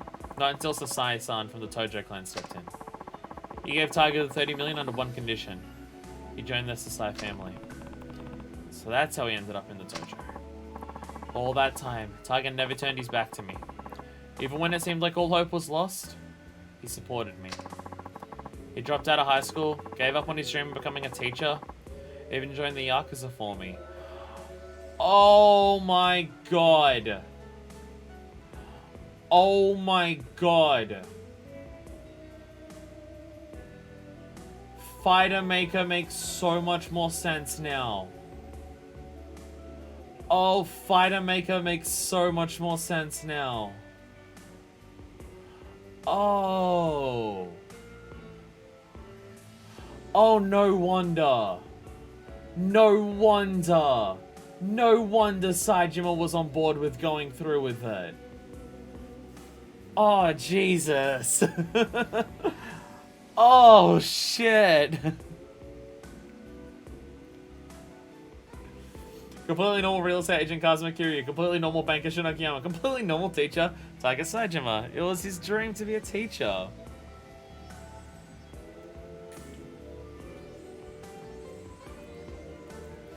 It is honestly amazing. Like, we have had so many fucking moments with Saijima. Like, Saijima is a character who was introduced as gunning down 20 people. Just in cold blood. On orders. Because he wanted to see how far up the totem pole he could climb. And we've learned so much about him since that it's just like, Saijima mainly wanted to be a person who helped others. Like, you see that in his sub-stories. I mean, if anything, it seems like he specific, like, the teacher role that he, like, that's here, that's a lot of his other stuff. He wants to help other people be better. He wants to, like, help look after other people. That's come up a lot. I mean, everything he did with Yasuko, teaching that kid and stuff like that. Hell, you could even go as far and say, like, his interactions with Kato was that. Where it's just, like, Kato comes up and asks Saijima for advice and shit like that. And, like, damn. And then, like, even his fucking Fighter Maker ties into it. Damn. Damn, when you realize that that's what he wanted to be... Wow, a lot of the stuff that he's done that doesn't involve him killing 20 people, holy shit, they make a lot of sense. Holy shit, they make a lot of sense. Oh, he's such a tragic figure. I honestly didn't know if Yakuza could make me feel sympathetic for someone who was introduced killing 20 people, or trying to kill 20 people, semantics. But, wow. His speech in the Colosseum, but it's about the kids talking in class. You just see Saejima writing on the whiteboard, and then someone starts just laughing, and he just turns around. Which one of you was laughing? Was it you? Was it you? I stand here day after day, hearing you goddamn kids laughing behind my back. You think being a teacher is so funny? It's a fucking nightmare!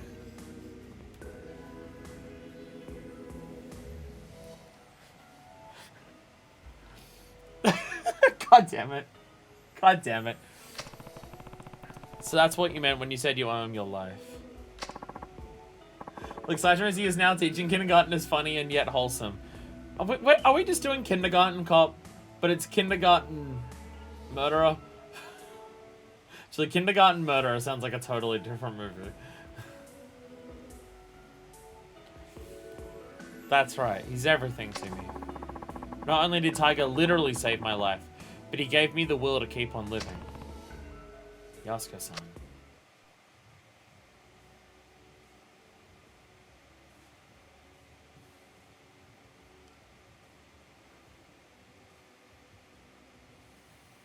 正直言うと、兄が18人殺した犯人とか、そうじゃないとか、真犯人が別にいるとか、そんなのはどうでもいいんです。私にとってお兄ちゃんはお兄ちゃんだから。あんたにはここで待っていてもらう。少しこの店で頭を冷やした方がいい。え？あ？何言ってんだキリュウ。こんなに切実に会いたがってるってのに。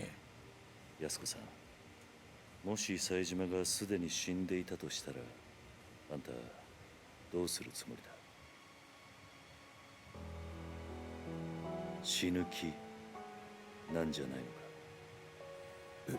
か？えYeah.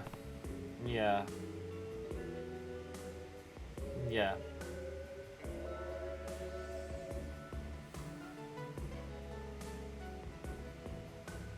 You keep saying you owe Tiger your life. And I get it. We all rely on other people. It's hard to keep going without someone loving you, supporting you, pushing you onward. But in your case, Tiger became more than that. He's not just your support. He's your reason to keep living. I know life hasn't been easy for you. Losing your parents is one of the worst pains imaginable, and you had to bear that burden at a far younger age than most. But having a hard life doesn't excuse the way you've lived. Not that I have any right to talk. I've made my fair share of mistakes. Boy fucking howdy, is he correct on that.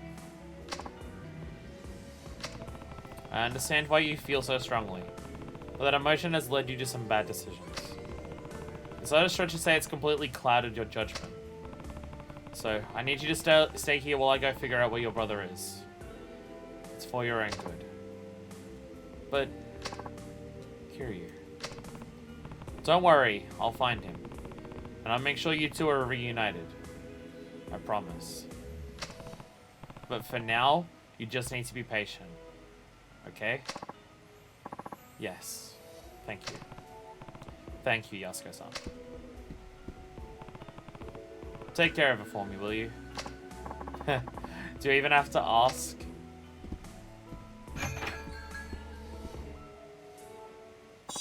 Hey! Second hideout acquired.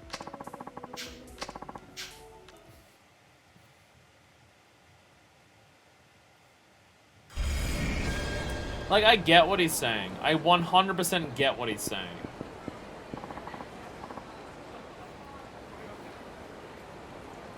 Like, Kiryu is in a position where he does not want to see people make the same mistakes that he's made or make other mistakes. He's done seeing that. Date, please don't get Yasuko kidnapped. Please. Please let me leave someone in New Serena alone for 1 second and have them be fine.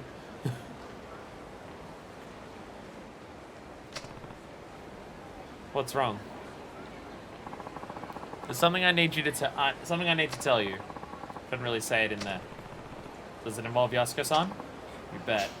If she found out about this, she'd end up just getting herself into more trouble. Well, what is it? Well, you only just got here, so you probably haven't noticed, but the whole town's been kinda on edge lately. Yeah, I've definitely noticed. Well, I've noticed as the player. Now, this is very important. The world is open for Kiryu, however, if you go anywhere near the front of the Millennium Tower, you'll automatically get dragged into a lot of plot. I suggest just getting it over with and making that the stream, but it's up to you. Well, we need to do karaoke. I assume there's sub-stories available right now. Unless there isn't. Because of Saejima? Partially, I'm sure. But there's more to it than that. Word on the street is, Majima and Saejima linked up a few days ago. What? Yup. I hear Majima had his boys line the whole damn street to keep the cops off Saejima. That did happen. That very much happened, and I imagine that the police presence has probably increased since Majima filled the street with Yakuza. Huh. So they've already met. Speaking of, Date-san, do you know where I can find Majima-san? I need to talk to him as soon as possible. Not just about Saejima. Majima-san might be able to tell me more about the connection between the top police brass, Jinju, and the Tojo clan. The police? What are you talking about? Sorry, but I can't say much more than that. Just know that people are gunning for the Tojo. Majima decided to show the whole town cops and all how big his dick was. Yeah. Again, police presence has probably increased since then. No matter what's going down, I need to hear Majima-san's side of the story. Alright. Last I heard, he had taken up room at the top floor of the Millennium Tower. Starting there's your best bet. Great. Thanks, Date-san. Hey, Yuya! Hello. Hi, Yuya. I see you there already. I got an email.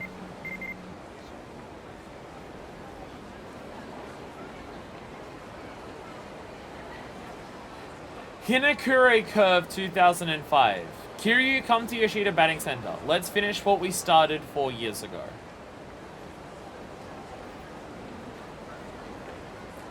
There's lots of stuff. It's proper open world time. Just be careful with how you walk through the town. Okay. 4 years ago, huh? It could be just about anybody. Guess I'll find out what it's about if I drop by Yoshida Batting Center. Look, a sub-story! Hey, look, a sub-story! Hey, look, a shitload of sub-stories! So many fucking sub-stories. Sub-stories everywhere. Sub-stories out the wazoo. Essence of Terror. Essence of Terror, 1000 fucking % Essence of Terror. Okay, what else have we got? Drunken Stance, Rising Enemy in Front of You, When Knocked Down, which I've been really bad at actually doing. Pole Dancing, Grab From Behind. A Fence Separates You. Oh, Essence of Jumping is so fun. Oh, Essence of Jumping is so fun. I kind of want to go for these ones. Just get this bang, bang, bang, Torikomakis. My best kick crowd control heat moves in this series, and it's so fucking fun. And it's so fucking fun. It's so good. We abused the shit out of that in Yakuza 3, I remember. I'm gonna get those 3 though, in a row. Get the Kamaki shit. A flowing technique used against attacking enemies. Only works for a week once. That shit's great. Swordless Rebirth. There we go. And Firearm Flip. Oh, because I got the Terra one, so I don't actually have to think of that. What do I need to get the good shit? So, Komaki Knockback is just level 10, which is followed by Tiger Drop, which is followed by Parry. So that's a total of 12. Okay. Okay, so I think if I hit level 9, at level 9, don't use any. Because then at level 10 I get Knockback, at level 11 I get Tiger Drop, and at level 12 I get Parry. So at level 9 I use nothing. And then for the next couple levels I'll get these through. Because they're obviously the most important things we need to get. I mean, honestly, I'm probably not even going to use Tiger Drop that much because the timing is so strict. But Knockback and Parry, again, Yakuza 3, I abuse the shit out of these. Oh, it's so good to be playing as Kiryu again. So, it's not... So, wait, is it go into the Millennium Tower or the front of the Millennium Tower? Because you said anywhere near the front. Like, how much the front are we talking about? Kamaki! It's been ages. Kiryu, if you're here in Kamurocho, come see me. I'll be waiting at my dojo in the Dragon Palace. Hey! Kamaki's here. The street in front, I believe? Okay. Okay. Okay. Hey, we get a text from Kamaki. Text from Master Kamaki. Wonder if he had one of his apprentices write this. Kiryu, come on. Alright. Kamaki Dojo. I remember what that is. I remember Yakuza 3. I should probably stop by when I have the time. Oh my god, by the way, I just want to point something out. That occurred to me while, since the beginning of the stream. We're playing as Kiryu! We're playing as Kiryu! In Kamurocho! Ah! Like, don't get me wrong, I've loved being the other characters. I have. But we're Kiryu! But we're Kiryu right now! Look at him! Look at him, he's Kiryu! Look at him! Ah! Look at the presence he makes when he walks, I love it. Ah! Sorry, it's just, we've got an entire, I thought we might start the game as Kiryu. I thought we may start the game as Kiryu, but they fucking make you wait. They make you wait until the end of the game. It's so good. We're on special patrol. Fuck off. Alright. Alright, fine. I'll do the fucking in the off variety. Oh, sorry.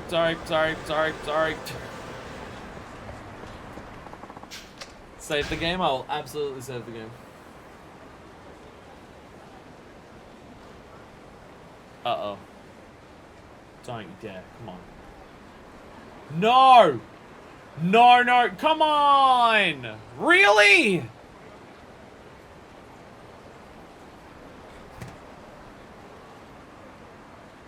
I'm upsetty, spaghetti. Seriously?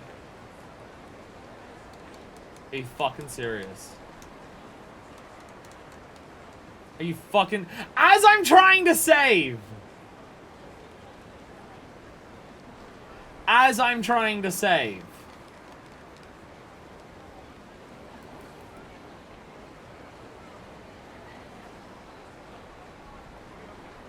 Oh, we've like hard crashed. We've like hard crashed. The PS5 has crashed. Okay. Thanks. Give me a second. Hi there, YouTube audience, who didn't have to sit through all of me skipping through all those cutscenes again. We should be back. Hopefully we don't crash. I'm saving in here this time, because 1, it's closer, and 2, I gotta grab the locker key. Oh my god, just grab the fucking locker. Just grab the key, Kiryu. You're so huge, you can grab it from there. Come on. Who gets a locker key stuck on a light up there? Someone in here was drunk and threw this, started throwing their keys around. Alright, I'm gonna save in here, and hopefully the game doesn't crash.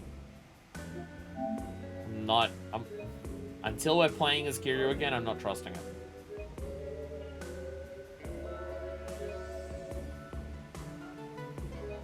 It totally crashed because I had to load up the PS5 OS to save it, and not because it's an in-game native save. Yay! Yay! It didn't kick me in the balls that time. Let's fucking go! Okay, whoa. Directions that you walk are still sometimes weird in the PS3 era of these games. Like when you start walking from a fixed camera spot, it can mess you up a bit. Which is funny considering Yakuza started as fixed camera stuff. And it still has that awkwardness. Now we are still going back down this way. I'm not saving down here. This is the cursed save point. So I don't want to save here now. Which really narrows down how many places I can save, because I can't exactly save outside the front of Millennium Tower. But you know where we're going. You know what we're doing. You know why I went to this save point to start with. You know where we're going. It's 1000% our first priority. That's right, baby. We're gonna play some shogi. You knew this is what we were doing first. There's no way it's not. There's no way that it's not. This is what we're doing first. Alright, Densha. Alright, Densha. You've been hyping this up a lot. It better be good. All of the pressure of my reaction is singly focused on you now.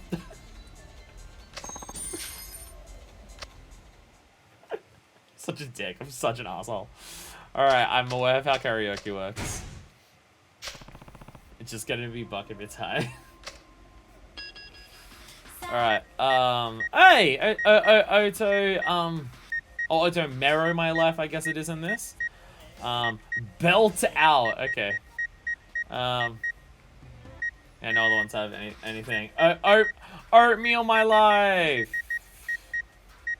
That's probably just gonna be Haruka's song again. Haruka, I like your singing voice. Sing a different song. Actually, what song did she do in Yakuza 3? I don't even remember. What song did she do in Yakuza 3? I don't even remember. Was it this again? Was it Ode Metal My Life again? I actually don't remember what song she did in Yakuza 3, now that I think about it. But, okay, there's only one here. Wait. Oh, Kamurocho. I was about to say, there's another one here that's, it's Kamurocho Lullaby. There's a song in, 1 at least. It was a song in 1 and 2. I know that. I just don't remember what she had karaoke in 3. I just don't remember what song it was. Alright. Machine Gun Kiss.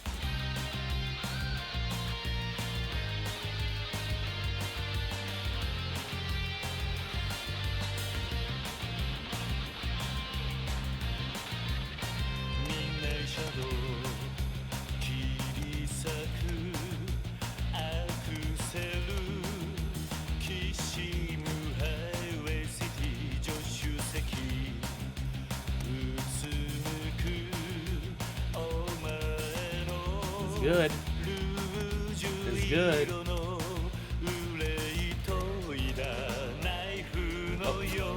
I got ones already.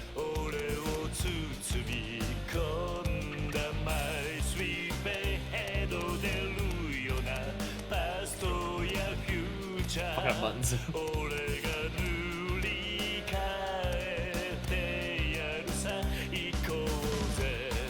Oh, go Kiryu!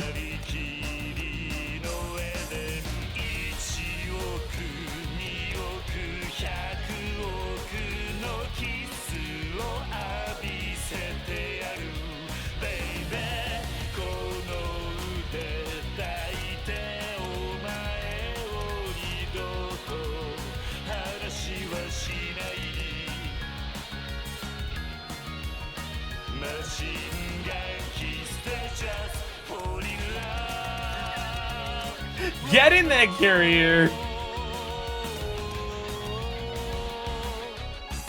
Oh yeah, Kiryu! Very, very, very good. Very, very, very good. Okay, that's pretty good. That's pretty good. That's pretty good. It's pretty good.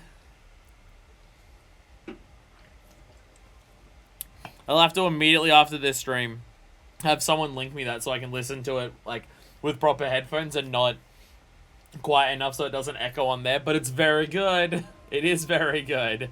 It is very good. Oh, that's the song that someone else has and then has as number 1. How dare you? How dare you? Oh, we can still keep singing. Nice. So, I want to change whatever similar thing as Localized as this time. Oh, I want to change myself. Wow, there's a lot of songs we haven't actually done in this game yet. And by that I mean it's the 1, 2, 3, 4, 5. It's literally the 6 songs that were in Yakuza 3. None of the people that we've had have done any of the Yakuza 3 songs. Because that's these 3 here. Oh, sorry, that's these 6 here. These 6 at the bottom are all Yakuza 3. And no one's done any of those. We could also hit Kamurocho Lullaby. We heard that more than enough in Yakuza 3. We heard that more than enough in Yakuza 3. Hope to see you again soon. Machine Gun Kiss. It's great. It's great. It's a great title. It's a great title. Oh, goodness. So, we have just a whole bunch of sub-stories. Oh, wow. Okay, so that one already technically started. So, we've got that one there, plus 1, 2, 3, 4 on the map at the moment. Okay. So, does he get his own revelations for this as well? he can still learn revelations. We can still pick up revelations as him. Enhanced ones. What are the enhanced ones? By a wall after grabbing an enemy, and downed enemy. I was about to say, he didn't have the elbow drop for the downs one. That is a mastery one for this. Okay, sick. Because you unlocked them in skills and that. I love you, I love you, I love you. I don't care who objects, we'll go through our life not caring about who objects. Explosions! And revelations. And ancient techniques. He does have Kamaki abilities in here. What left does he have to learn from Kamaki? What does he have left to learn from Kamaki? They literally describe Dragon King Essence as being the final thing for Kiryu to learn. That was the whole thing in Yakuza 3. Kamaki was just like, this is literally the thing that I teach to only one person ever, and they are my best student, and it's my final thing to teach.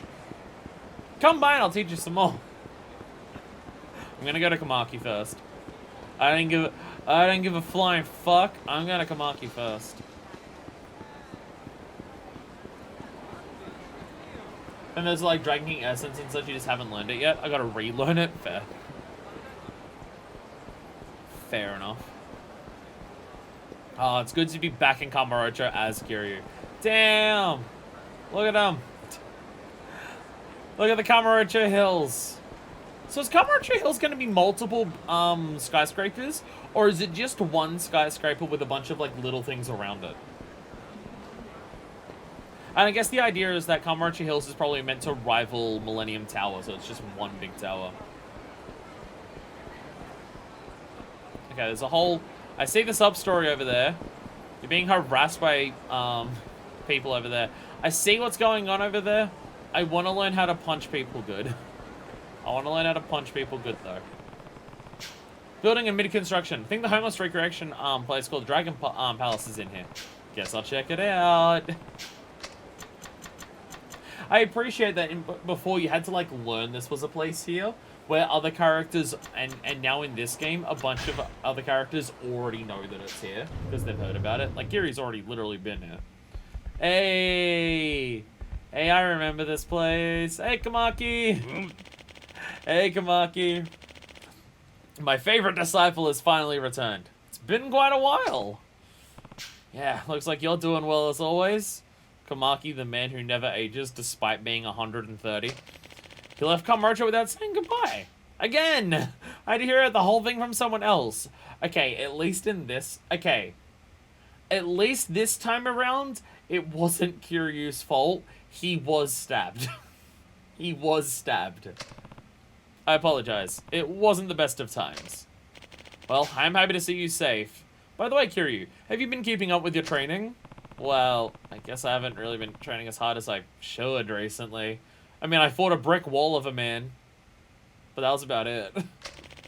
I thought so. You may be a master of the Kamaki martial arts, but technique withers without daily practice. It's just, yeah, relearning the stuff.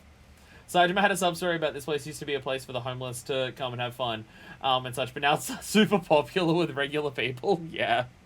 Yeah, true. True, true. Unbelievable. You haven't even bothered to update your blog with all your revelations. Kamaki. Kamaki now knows about technology. Uh-oh. Wait, you read my blog? Of course I do. What kind of master would I be if I didn't know when my beloved disciple discovered new techniques? I guess. But can you even use the internet? My apprentices keep bickering about how they could never get in touch with me. So I had to buy a cell phone. In case you're wondering who reads Kiryu's blogs. It's Kamaki. That's funny. That's funny. Oh my god. Oh my god. Densha, this was your first game for Yakuza. Damn. So many details about this game would just be missed without knowing the previous ones.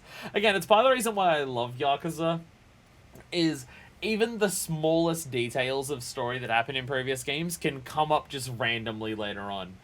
As, like, relevant things. Everything that Kiryu can do is canon that he did do it, indeed.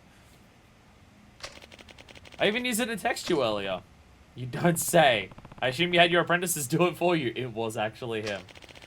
I'm going out of my way to operate these unfamiliar devices. So the least you can do is update that blog of yours. Okay, okay, I'll update it if I see anything else. Good, I look forward to reading your blog. But enough about that. If you haven't been keeping up with your training, you should practice here. Practice? That's right. What you need most now is not new techniques, but strengthening your basics. I will revive that weakened, untrained body of yours by retraining you with the basics. Basics are the foundation of everything, I guess. Precisely. If you'd like to practice here, I'll give you a helping hand. Tell me if you are interested. I'll do that. I'll come back to you when I have time. Good. I'll be waiting. Tonight you you actually need to come to Kamaki to unlock Kiryu's revelations. Ah. I mean, I guess it makes sense. You get a text about it very immediately, so it's telling you, hey, you should come here. Seems like Master Kamaki's looking forward to my blog. I better find some revelations and update it. I'm ready to practice. What is it? We're coming back to play as Kiryu, and immediately the focus is I want to learn how to fight as Kiryu again. I want to learn how to play as Kiryu again, because he's a fucking beast of a man. Alright, get ready then. Practice is simple. All you have to do is fight around with one of my apprentices. I will then assess your performance and give you advice. Yeah, got it. Well then, let's get started. Fight! Hell yeah. Fucking Dragon of Dojama's back, baby!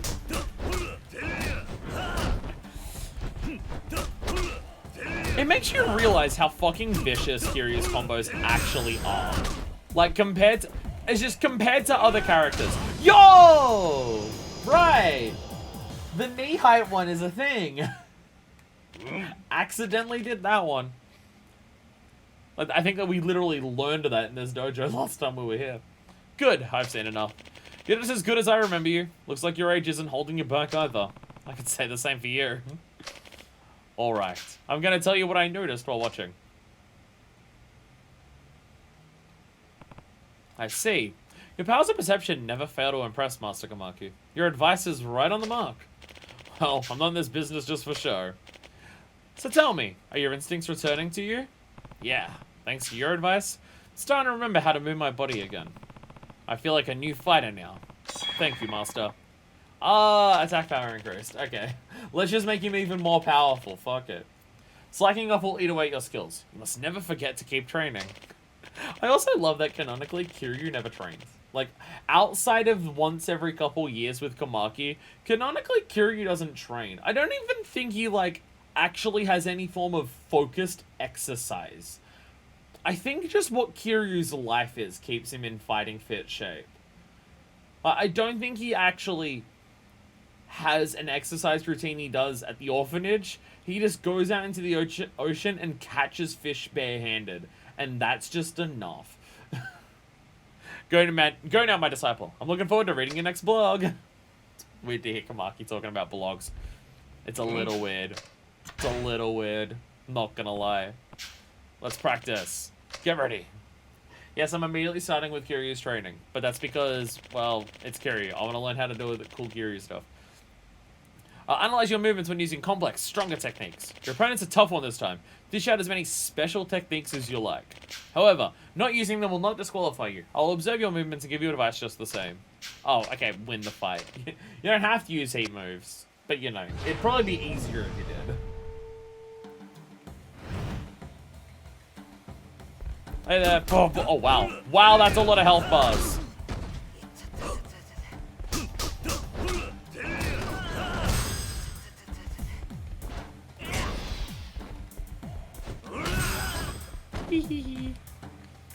Hell yeah. Yeah, because he's got the elbow drop follow-up on that. That's what we need.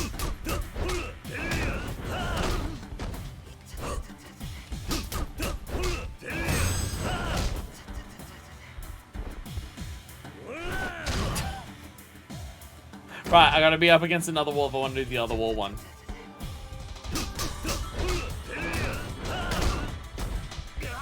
You have a lot of health bars.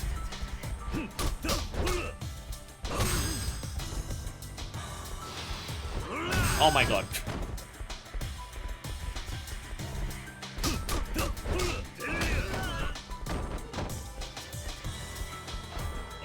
Oh my god. Grab him against the wall. There it is. Ugh. I like how because like when he masters it, because in Yakuza 3, those ones had 3 steps. You had the first, second, and third attacks that you unlocked over time by getting the upgrades. In this one, he starts with the second one already, and then he eventually gets the third one. Like, but he already starts on level 2. That's cool. Oh, red heat, let's go. Oh! Oh my god. Oh my god, Kiryu. Getting back into playing as Kiryu gives you such a good impression of how devastating he is compared to the other 3. Like, I've said it before, and I'll say it many, many times, probably more still in this playthrough. I really like playing as the other characters. I love how different it is. I love how much their personality of what their characters are comes through in their fighting style and stuff like that. But wow, you get back in the hands of Kiryu and you realize that Kiryu is just a beast. He is just ridiculous. And it's not like they've upgraded Kiryu from Yakuza 3 to make him feel like that. They've just given you Yakuza 3 Kiryu and he's just like that. Good, I've seen enough. When using complex techniques, it's easy to get lost in the moment, causing your basics to suffer. You show slight signs of this. I see. Alright, can I tell you what I noticed while watching? I see. Your powers of perception never fail to impress, Master Kamaki. It's right on the mark. Are your instincts returning? Yeah, thanks to your advice. Feels like my body's balance is sharper than before. Now I'll be able to channel my strength more efficiently when using complex techniques. Thank you, Master. Heat action power increase. Okay, so he's not teaching us anything. We're just getting upgrades from him. Because we have canonically learned every move we can from Kamaki at this point. By the way, have you forgotten some of your techniques? Yeah. There are some I can't remember because I'm not using them for a while. You may have forgotten them, but chances are your body hasn't. They will come back to you. However, that doesn't apply to techniques from the journals. Remember this?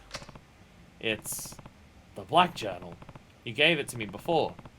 Why do you have it now? Stop screwing around. I gave it to you and you just forgot it here at the dojo.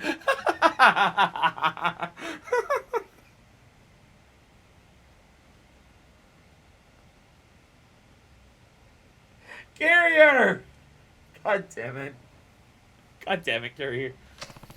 It's ridiculous. I'm sure I took it home with me. Ha! You only took the cover with you. This is a new cover that I had to get as a replacement. Sorry. Well, I guess there's no use in getting fussy about it now. Here, and make sure you take it with you this time. That's the reason for Kiryu to lose a move. Ah, shit, he left it on the bus. I left my move on the bus. Black Journal. You remembered Hidden Blade, Hook. You remembered Hidden Blade, Raging Bull. Oh my god. You better not lose it this time. Come back soon.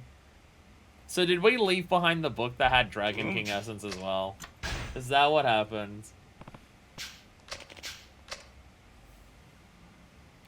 God damn it, Kiryu. Your opponent this time is a weapons specialist. Observe him and you will learn how to maneuver yourself efficiently in armed combat. Hey, I already got the disarms for that. Fuck you. You may choose to use weapons or fight unarmed. I'll give you advice just the same.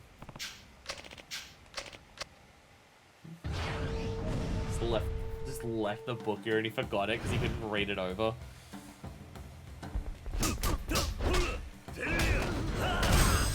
Sorry, what I heard was use the same moves that I've been using over and over again already.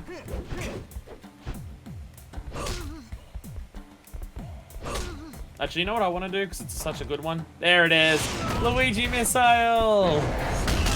Luigi Missile! Oh my god. Oh, fuck, I love this so much. Scariest thing about using a weapon is the possibility of being used by the weapon. Take care it doesn't happen to you. I see. Yeah, we have a lot of heat moves that are designed to counter weapons. Master Kamaki, you sure do know a lot about weapons. Don't underestimate my knowledge. One can only add true depth to their combat by first knowing the characteristics of all weapons. So tell me, are your instincts returning to you? Yeah, thanks to your advice, starting to remember how to handle weapons. I feel like a new fighter now. Thank you, Master. Weapon attack power increase. By the way, Kiryu, don't you have something you need to say to me? Huh? I think I expressed my gratitude. It's not like you to be so persistent, Master. No, you fool! I'm not some kind of simpleton who craves thanks for every little thing. Didn't you notice anything when I gave you the black journal last time? Hmm? What do you mean? Enough already! You didn't even read it, did you? Just look at this! Hmm? Is that the white journal? That's right. You just left the black journal here with the white journal when you left! Oh, I'm sorry. I didn't even notice. Unbelievable. Here, do not forget it this time. Hey, white journal. Damn it, Kiryu. You remembered the mini longsword, Sly Wolf. I should probably ask, did I forget any other journals here? Good. I'm glad you're interested in avoiding disaster later. Yes, in fact, you did. But they aren't here anymore. Oh, I gotta go fetch them again. What do you mean? Well, I didn't know that cell phones were so expensive. I was short on funds, so I had to sell a few of them to pay for it. You sold the journals? Bro. Really? And I get that Kamaki's basically homeless, but wow. Sold journals and secret techniques to buy a cell phone? You don't need any journal. The techniques live in me. That loss is nothing compared to losing the apprentice that was supposed to learn them. Well, you probably have a point there. Enough talk. I've given you all the journals I have to give. As well as all the advice I have in me. I just told you everything I know. What? Is that it for the training? Bit more lax than usual, don't you think? You've already mastered my style. I have nothing left to teach you. Practice every day, and do not forget the knowledge acquired here. I understand. Thank you for everything. So I guess to get the final things, we have to go to the pawn shop. I don't need any things. I look forward to reading your blog. He just keeps mentioning my blog. Hey! Kamaki abilities! Just stronger stuff of everything. Fucking buttons. Okay. Oh, the running at a knife one! That's what that one is. The running at a knife one, yeah. Sword against a sword. Oh, yes. Oh, I remember Raging Bull. Oh, I remember Raging Bull. It's the one where Kiryu cuts off all his fucking fingers. I remember now. Oh, what oh, sorry, that's what he said. Greetings, Kiryu. Train diligently every day without fail. Gonna go buy the other journals and do revelations if you want actual moves. Fine, I'll go buy stuff. I'll go to the pawn shop and see what I can buy. Oh, did that actually count? Oh no, I was about to say, is this one of the completion list things? I don't think that counts as a training like the others did. But again, like, I like that Kiryu's training is short this time. Because in the last game, he literally perfected the style. And as Densha mentioned earlier, in every game that they give you Kiryu, he starts with more than he did before, and he ends with more than he did before. Like, he is just getting more and more powerful as the series goes on. And that even kind of retroactively works with Zero, because Zero, he has a bunch of styles, but you can very much see how the Dragon Adojima style is the blend of the 3 styles he had in Zero.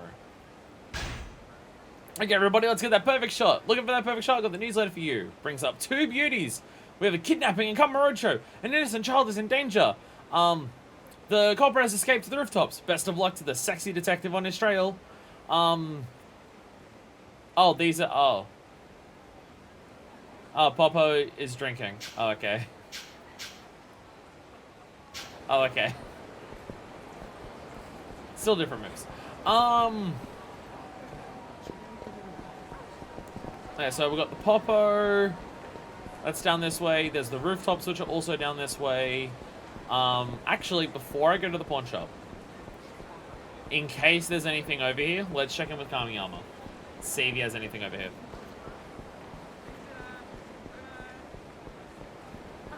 Because he may. Oh, it's trash. There's so much trash around the city, which is weird considering only one person can use it. Don't follow me. I said don't follow me. Haha. Haha. I like how it's just like, hey, we're playing as Kiryu. He's already so strong. What's the first thing I do? Let's get stronger. Kiryu-san, long time no see. Here, this is my new recipe. I want you to have it. Toy gun blueprints. I know you don't like killing people, so here's a gun that doesn't kill people.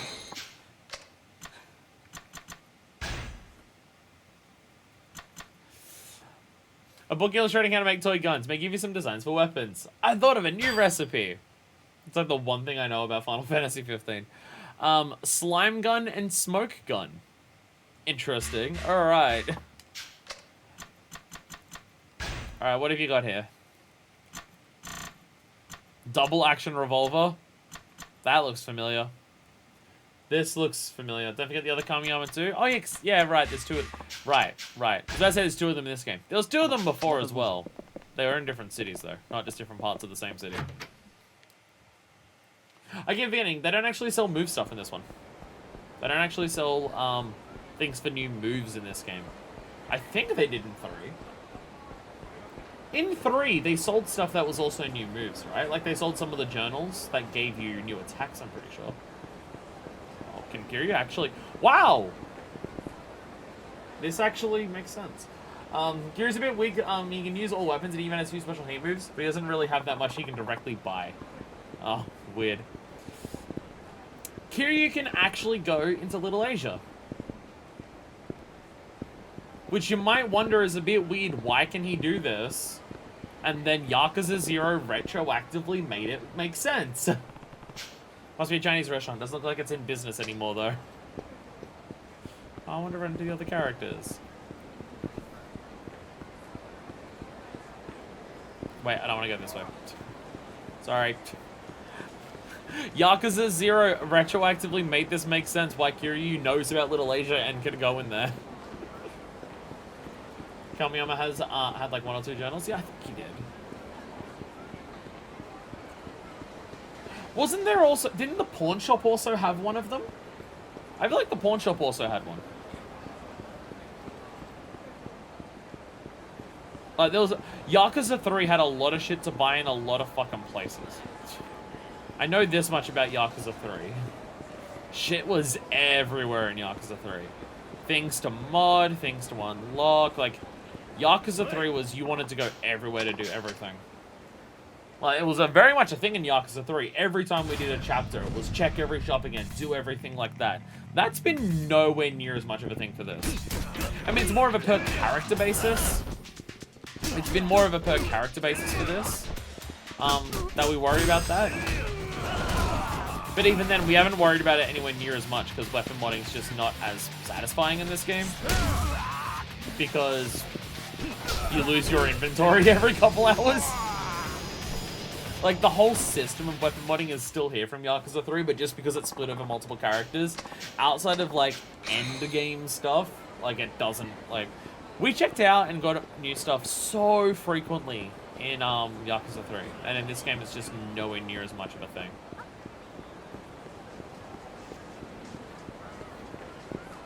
This is going to be the entire session, by the way. Just me making Kiryu even stronger. It's going to be the entire session. I must blog. ちょっとやめて。そんなこと言わんと付き合ってよ。話して。その手を離しなさい。あ？女性が迷惑しているではないかい。 The most noble drunk. そろそろに走りなさい。何やった？ Why am I getting deja で vu? もわからないようだね。ではかかっていきなさい。 I mean, I get why they repeat the revelations. They're probably not cheapest things to make as they are like full proper cutscenes. Wee-hoo! So good. So good. So good. Revelations are so good. Strong hint after a taunt, huh? Tie around the head. I should try it sometime. More momentum means more power. Oh shit, I actually don't know which one it is. The taunt one or momentum? I'm going to assume momentum.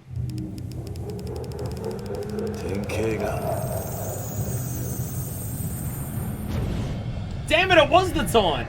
Shit! Shit, it was the taunt! Fuck! God damn it. Damn it. Ibuki! Hi, Ibuki! Do you want to say hello again? I'm back, by the way. Anyone else you need me to track down?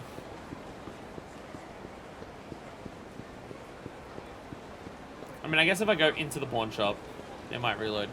Well, also gotta go up to the rooftops. For the other one. Actually, I can go to the rooftops right here. There's no rooftops. This is Mahjong. Run away. Run away as fast as possible. Fuck, fuck, fuck. No, no, no, no, no. It's this side. It's up these things. I'm not doing Mahjong. One day I'll do Mahjong. Though Deku sent a thing in Discord that terrified me of Mahjong even more. I'm just like, here's a list of all the winning hands. And it was terrifying.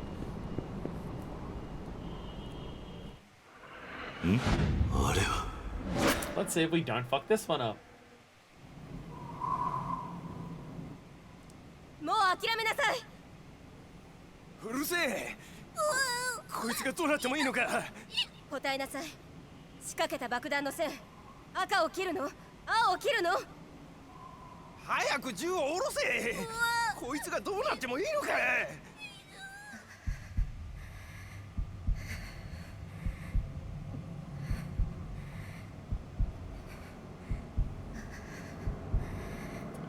Intense. Dramatic.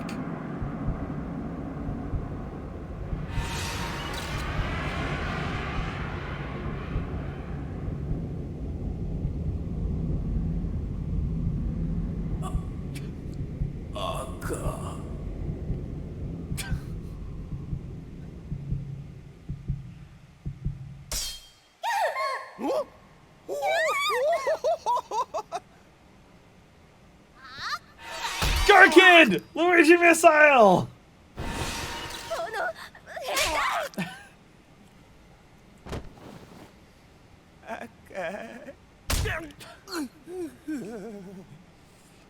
Hey, now we don't know which wire, though. We still don't know which wire to cut. She really gave him the old one, too. No escape when you're up on the roof. Nice work, kid. Gave him the old one, too, I guess. Kiryu's once again are unclear, like in 3. All the other characters are way clearer. Yeah! I got that one right. Being up on the rough. Good times. Oh, fuck yeah. Oh, really?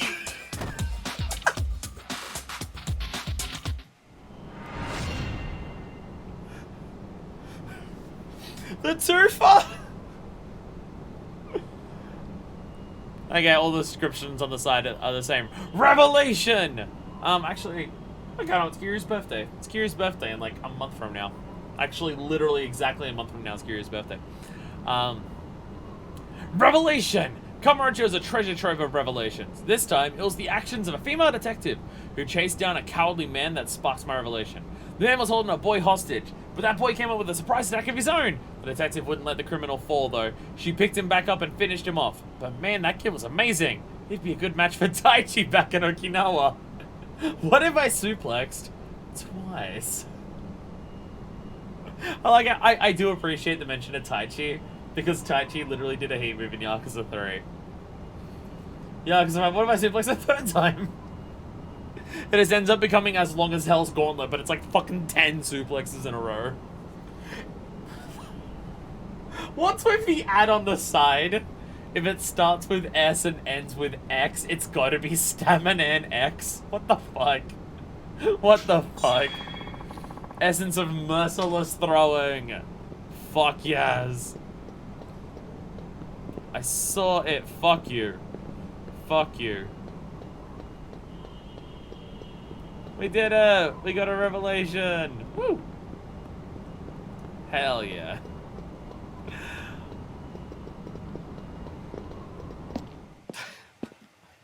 The idea that this is like, I'm just gonna suplex them twice. I still want the Yazuna drop back from 0. It's still one of my favorite heat moves in the entire fucking franchise. And I think it's only been in Zero. There might be things similar to it in other games, but I think it's only in Zero. The one where he picks the guy up upside down, jumps into the air, and then slams their head on the down as they go down. The closest you can get to an Azuna drop in a Yakuza game. You know, unless we end a final boss by Azuna dropping them off the fucking Millennium Tower. Actually, that's kind of what Mine did. That's actually kind of what Mine did, but that was off the top of a hospital. So never mind. So never mind. Alright, how much does it cost? 50,000? There's two of them that are 50,000. And Locket Key Raider. Alright. So 100,000 yen, and we can get both of these back. Okay. And then we also need the money for this at some point for the hostess clubs. Shit, we need to start finding a way to get Kiryu some money. Danimura, can I borrow something for 3 million yen? I kinda need it. I kinda need it. Akiyama, can I have a Sky Finance loan? Damn, look at that. Look at that volcano. Hell yeah. What was I doing? Oh, right, back to Popo. Want to go back to the Popo. Wait, I can go probably this way. Trying to be very careful of not going too close to Millennium Tower. I don't know how close too close is, but trying my best to be careful.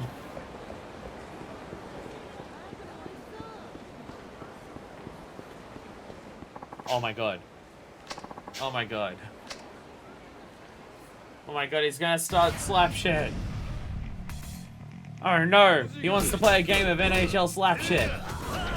Wait. Let's fucking go. Are you ready for one of the best heat moves ever? Not that. God damn it. How do you do it? Oh my god, fuck off.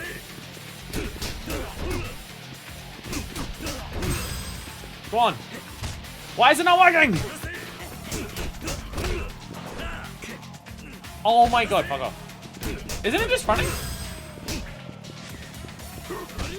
Fucking why? Why are so many of you grabby little bastards?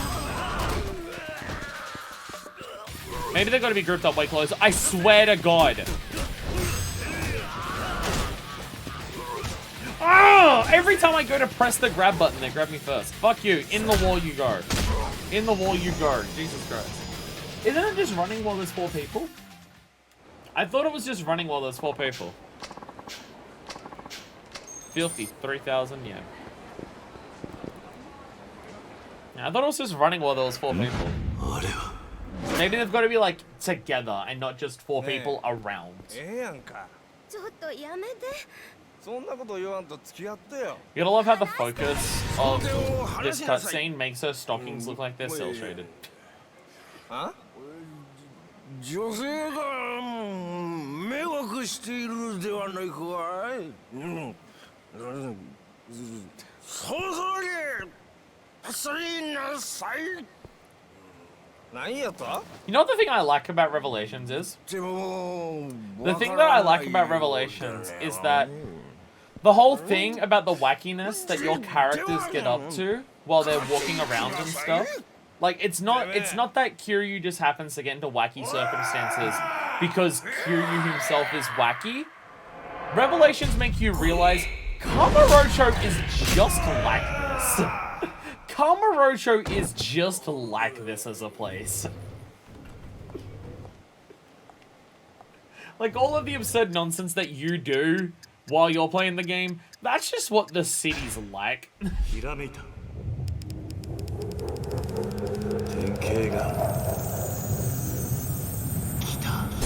Powerful hit after a taunt. Something that'll encourage me to actually taunt.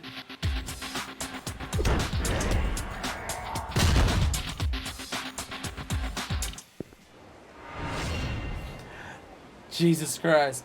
Alcohol is a scary thing. Sometimes it can change a weak, faint-hearted man into the bravest of men. One drunk man called out another man who was persistently coming onto a woman. The drunk then settled the score with a crushing counter-kick. That brave drunk saved that woman tonight. I think I'll call him Necktie Man, Messenger of Justice. We cannot forget that Kiryu is a dog. We cannot forget that Kiryu is a dog. Gob completely ignoring the fight behind him and Hall is in front of him. Too busy looking for Saejima. Oh, hey! All the revelations are done. We got the title of Inspiration King. I forget if it's this one or one of the other revelations, but man, man, these ones suck. I mean, that's all the revelations. I don't actually know how to use any of them. I should probably check that. Taunting a weak enemy. Sounds damn. Pulling up a knockdown enemy, lying face up. That is incredibly specific. That is incredibly specific. Okay, so they're lying face down. You go over to their head. You go to pick them up. Because it has to be by the head. It has to be by the head, because if you grab the legs, you just pick them up and throw them. Which does let you do other heat moves. But okay. Oh, I still have stuff to spend. Right.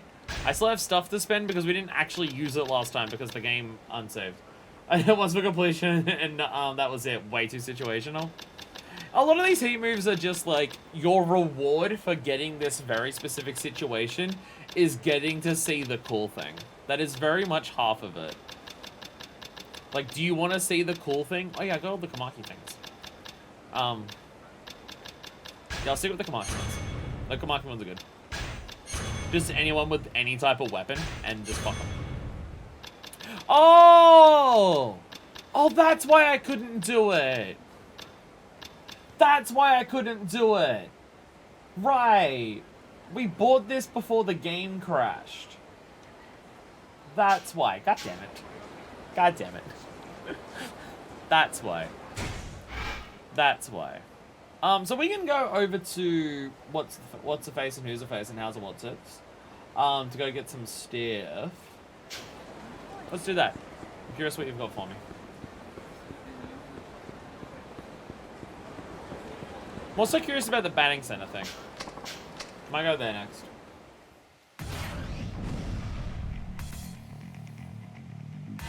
You ready to get hit, dumbass? Fuck you! Okay, so let's build us some heat.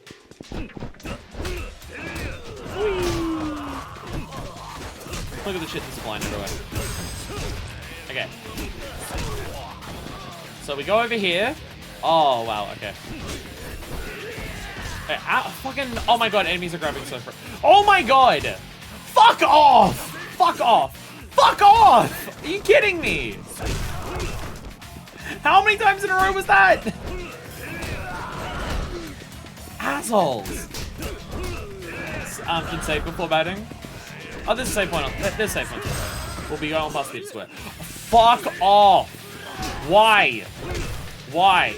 Fuck off! Come on! They're like... Okay, this is incredibly irritating.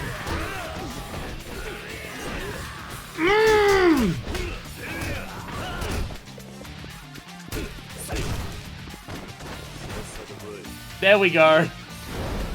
Suplex! But... suplex again! You have to be so fast because enemies get up so quickly. Enemies get up so quickly. I like how, because we're near the end of the game, they've decided to make the game more difficult by just making everyone grab. That's fun. Just everyone grabs you now. That's just the entire thing. Everyone will just grab you all the time. Oh, there's so many sub-stories. Is there anything else we can do to, like, get stronger for our abilities? I think we've kind of got most of it covered at this point. Other than getting enough money to buy the things. We basically have everything. We yeah, all of these extra stuff. Other than buying the books, which is 100,000. We have everything. Hey, Yuya. Not just yet. Not just yet. I need to go get my fortune told down here. Hey, Bob. Hey, Bob. Can't wait for you to be the final boss of Yakuza 6. Oh! Substitute stone. There it is. There's the substitute stone.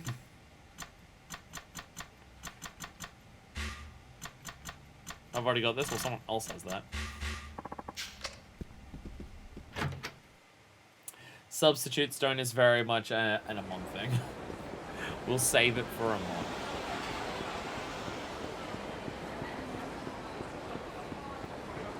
Like, see, the thing that I'm scared about for the batting center is that it's going to be the guy from Yakuza 2 who was impossible to beat. That's what I'm scared about. The guy in Yakuza 2 who, like, threw all those pitches and they were a nightmare to deal with. That's what I'm scared of. Tower battle. Hi, tower battle. I thought there wasn't a sub-story here. Oh, Kamurocho God. Oh, the Kamurocho God is around. Kamurocho God, what the hell is that? You see here, superheroes or something? Bwahaha. Heck, no more. Huh? What the? That's enough. Seeing weak fools like you trying to act big just pisses me off. Who the hell are you, old man? You best stay the fuck out of our business. So weaklings like you picking on even weaker guys is called business now? Sounds like a pretty shitty business to me. What'd you say? I know who you think you are, Grimsby, fixing to get a lesson in the art of ass kicking. We'll see who'll be teaching whom. His old man is actually pretty funny. Alright then, let the lesson start. Shut up and fight already. Unlike you guys, picking on small fry isn't my thing. So I'll make this quick and painful. Haha, come on. Spread this guy's mouth so we don't have to hear it anymore. Okay, seriously, at this point, how do you not know the Dragon of Doshima? How does anyone in Kamurocho not know the Dragon of Doshima? How is that literally possible? Wow, I knocked him so far away I didn't even get to finish my fucking combo.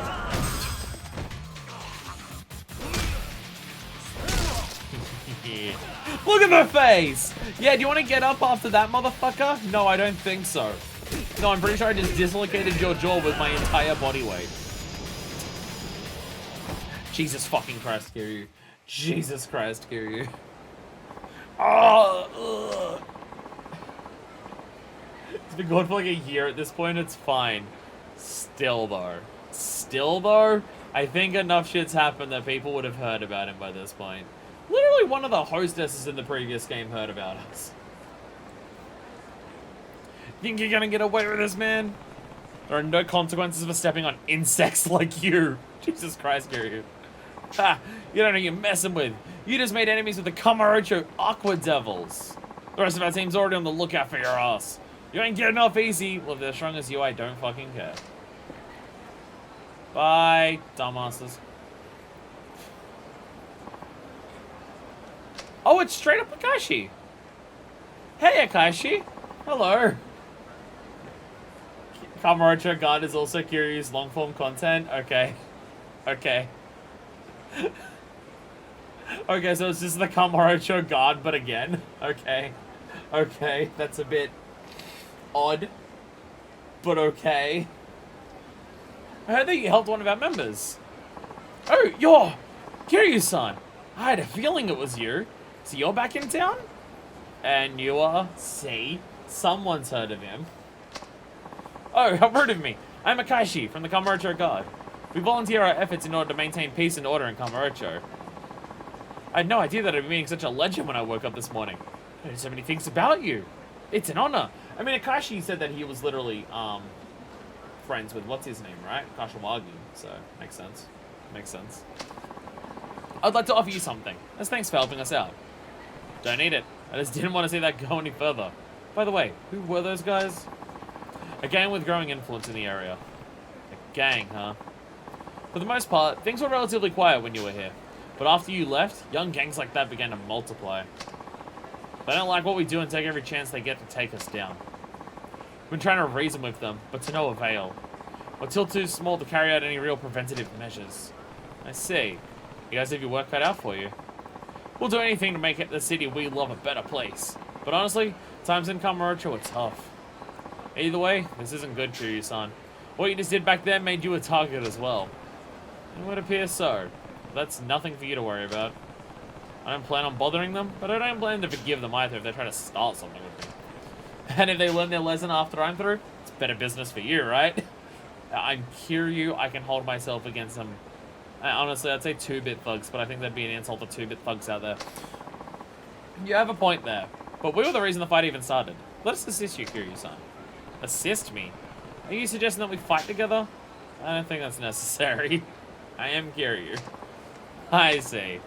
Okay, then how about letting me pay you for helping to get rid of that gang? Pay me? No, sorry, I don't feel good about taking money from volunteers.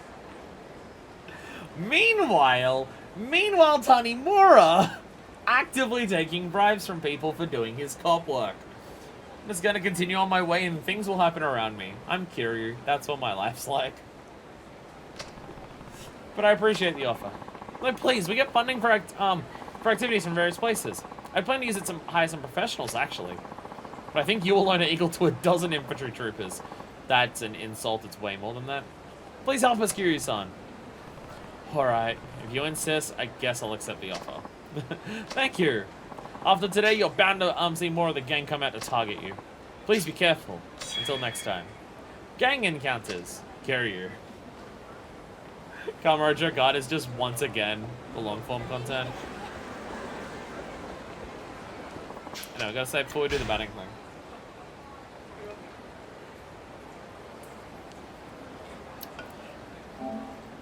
Just to double check with avoiding Millennium Tower. It's just the front of it, right? It's just the front of it, right? So I can walk up the side here and be fine? It's more about the gang than the guard, but still. Yeah, they're still around. Like, it's cool to see Akashi come back for another thing. Yeah? Okay, so, yeah, just the front. Kind of makes you wonder why like all of their long content wasn't based around the Kamurocho Guard and helping them in different ways. Like, Fighter Maker could have been about helping a bunch of people become good fighters to help be part of the Kamurocho Guard. Would have, like, made all of their long-form content about, like, doing something permanent to help the city of Kamurocho by helping, like, a volunteer group who helps keep the peace from all different methods. It could have all been tied together. Now, it's just now that two of them have been tied together, it's weird that the other two aren't. And it's especially weird that Akiyama's is ripped from the previous game, but made worse. So basically, I'm just getting to random battles with the gangs. I guess it's thematic as random battles don't make as much sense. And Akiyama trains the Kamurocho Guard to be good hostesses. Just don't have it be hostess stuff, because it's literally... He can have one sub-story that's just hostess maker again, but it being his long-form content, especially considering it unlocks right before his literal last thing, it's fucking weird. Kazuma Kiryu-san, yes? Who's asking? My name is of no importance. I take it you read the email? Please, step inside. Guess I'm going in. Kiryu! I've been waiting! Do I know you? I'm not surprised you don't remember me, but I've had you on my brain non-stop these past 4 years. Don't tell me you forgot what you said to me. You felt like swinging a bat around, and we were going to be the curveballs. If you say so. I say a lot of things to a lot of punks. I assume he's from one... Okay. We've had sub-stories in here before. Anyone want to remind me of who this is? Because I thought it was going to be the American guy from Kiwami 2. But it's not. So now I'm not sure who it is. That didn't jog your memory? But the nickname stuck with me ever since. I've had guys calling me Curveball for years. Think, man! You got into a fight with a gang called the B-Kings, and I'm their leader. Or I was at least. Okay, B-Kings sounds familiar. B-King sounds familiar. Oh, right. They're the ones who went after... Oh! Oh!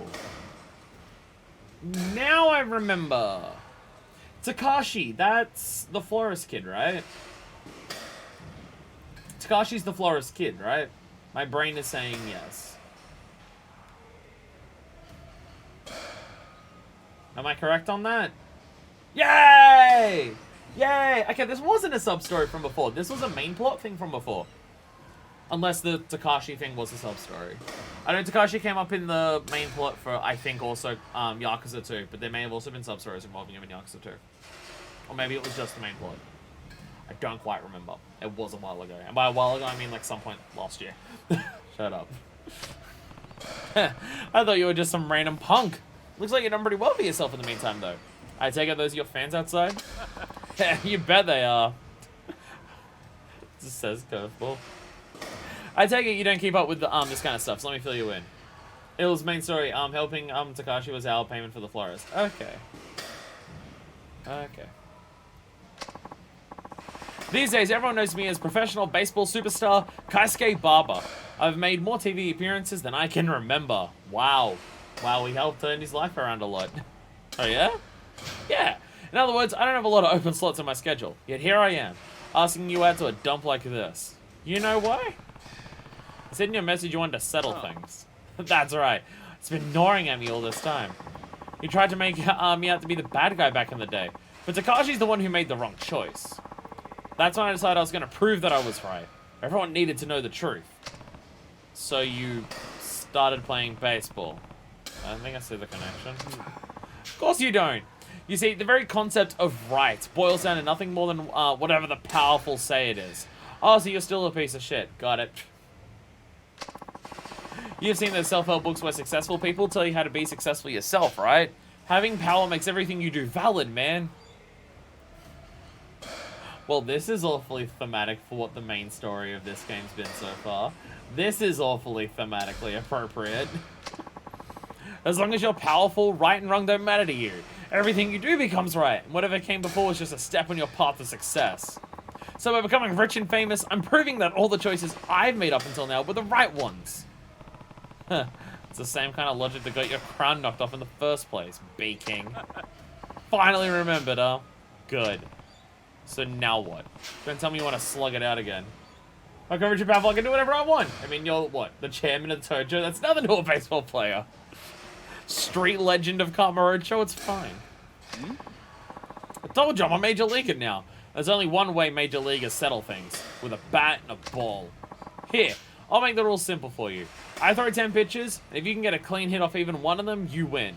Fair enough. There's a save point literally at the front here. I probably should have saved that. Whoops. That's pretty generous. I can close my eyes and swing randomly and I'll probably still hit at least one. Not against my secret weapon. You can't. Swing all you want against my twisted curve. You'll come up empty every time. Uh-oh. Uh-oh. Uh-oh. It is the minigame from Yakuza 2, though, again. Okay. Okay.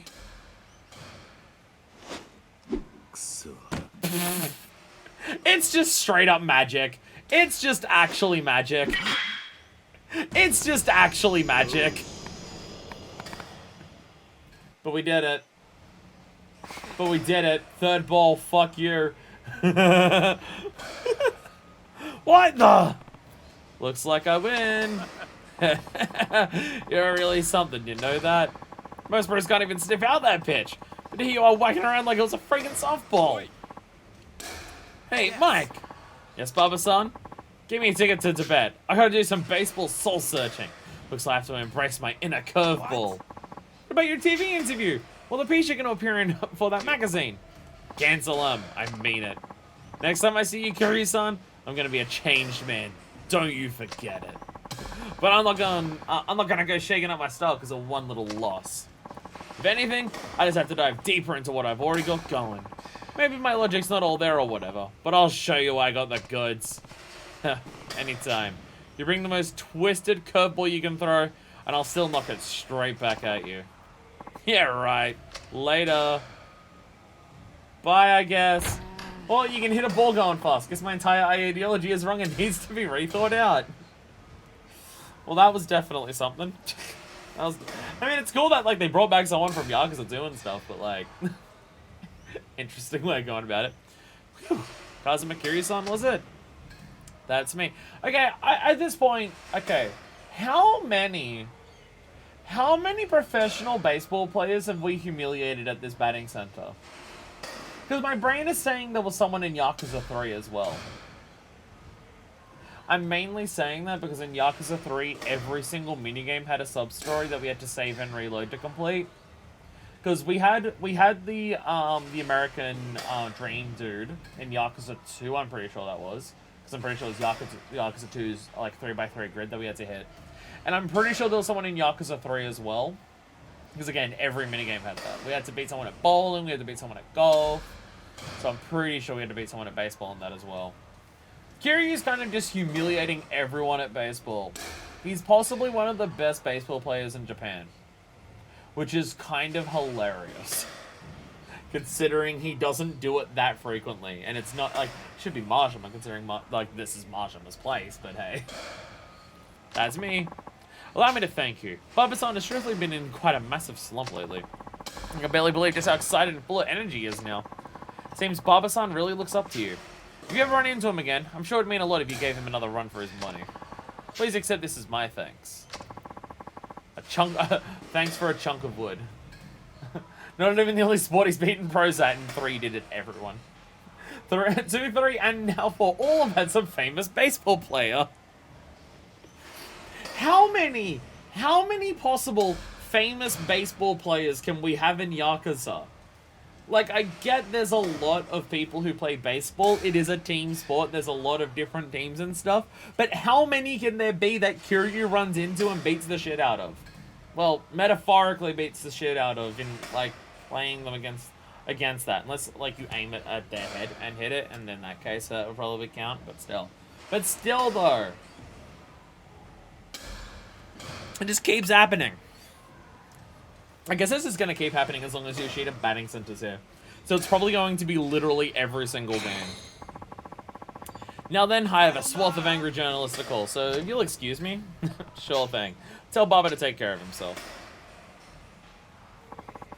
Hey, 5,000 experience. Hey, and a level up. Yeah, level up. Fuck yeah. Fuck yeah. Look at all these arcades that I get to play. Oh no, I can't humiliate myself at VF5 again. Do we get to count the Majima fighters against a famous baseball player? Yes. Yes, we do. Shit, that means we've had a fight against a famous baseball player in the main story of one of these. Why is Yoshida batting center just like the be-all and end-all of Kamurocho? I swear to God, this specific building is as important to the lore of this city as fucking Serena. What the hell? Anyway, we got some things to buy here. Dragon God Defense, Spirit, Dropkick, Lotus Flare. Lotus Flare is good. Reversal. I should probably get Reversal, so when I get grabbed... Because if it's anything like Tanimura's, the circle to mash out of a grab is easier to do. So I should probably do that one as well. And then also, we just have a shit ton of heat moves. Like, I can get the defense ones. I just don't think they're super important right now. So I might just start getting some heat moves. Fence. Oh, grab from behind. I'm getting grabbed from behind a lot by people, so I want that. Drunken running. Oh, that one is sick. Self-destruction's fantastic, but it's very situational. As in, its main story, almost exclusive. I think this is the one that I never got to work in Yakuza 3. I don't think I ever got this to work in Yakuza 3. An enemy rising to his feet. Oh, Essence of Terror. Right, I still don't have that. We absolutely need Essence of Terror.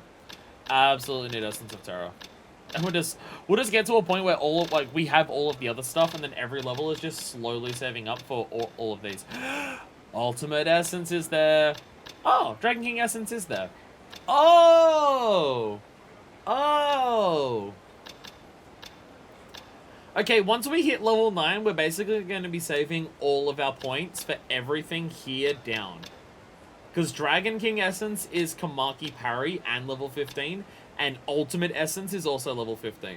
So yeah, once we hit level 9, if we don't use anything at level 9, by the time we hit level 12, we get all of this. And then we want to save, what, 4... Which would be 13, 14, 15. That would give us 9. So yeah, once we hit level 9, we're not using anything.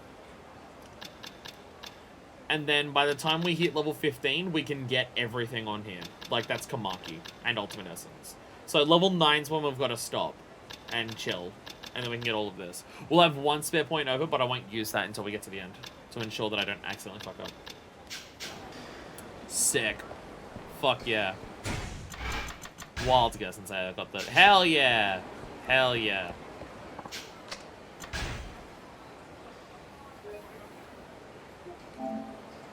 Itchy skull. Itchy skull. Oh my goodness. So what should we do now? Probably just more sub-stories, eh? Okay, here's a genuine question, because I know we need 2 streams for it. We need 2 streams dedicated to hostesses for Kiryu, because I know he has 4 of them. Because he has 2 at Akiyama's place, and then he's got 1 at each of the others. Will the next stream need to be a hostess stream?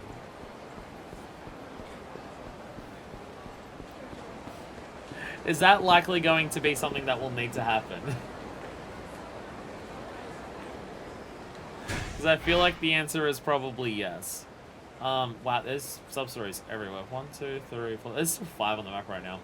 You know, I'm gonna go to Stardust. I want to see Yuya. Because Yuya's hot. I'm gonna start with that.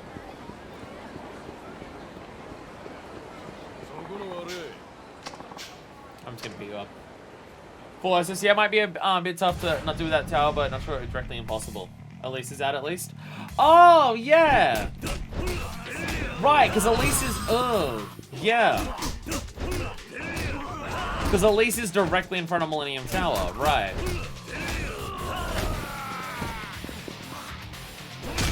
Yeah, it is.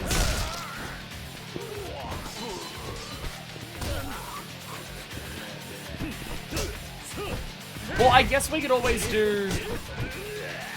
We could always make the next stream the other 2 hostess clubs. And then at some point, like, maybe we finish up whatever sub-stories we can do here today. Or like however long we're going to stream for. Not finish them all. I'm not going to be streaming for long enough to finish every hostess. Every sub-story is on the map. We can finish, we can do whatever we're doing today. Next stream is hostesses again. And then the stream after that, we'll just finish off the sub-stories that are currently available, and then do some main story. And that'll probably put us into a point where the maps open up again, so we can do the other 2 at Elise. Hey, Yuya. Look, I get where you're coming from. Just calm down for 1 second, Shin. You don't get a damn thing. You're too soft, man. Yuya too soft.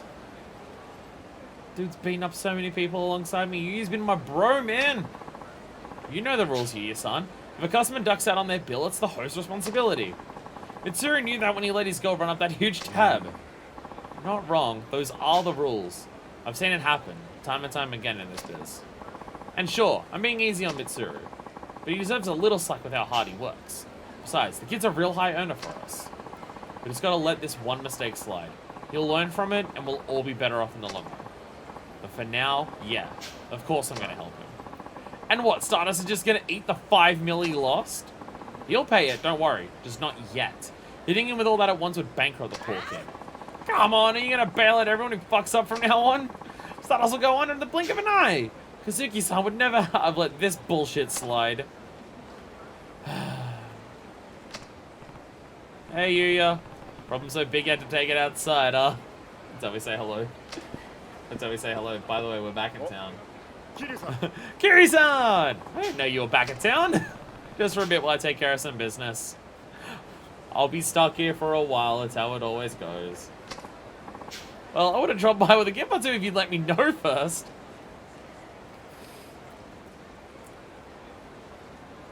Kiryu's not a great friend, is he? Kiryu's not a great friend, is he? Everyone that we've come back and re-met in Kamurocho has either said, you didn't let me know you were coming back and I haven't heard from you, or you left without letting me know and I haven't heard from you.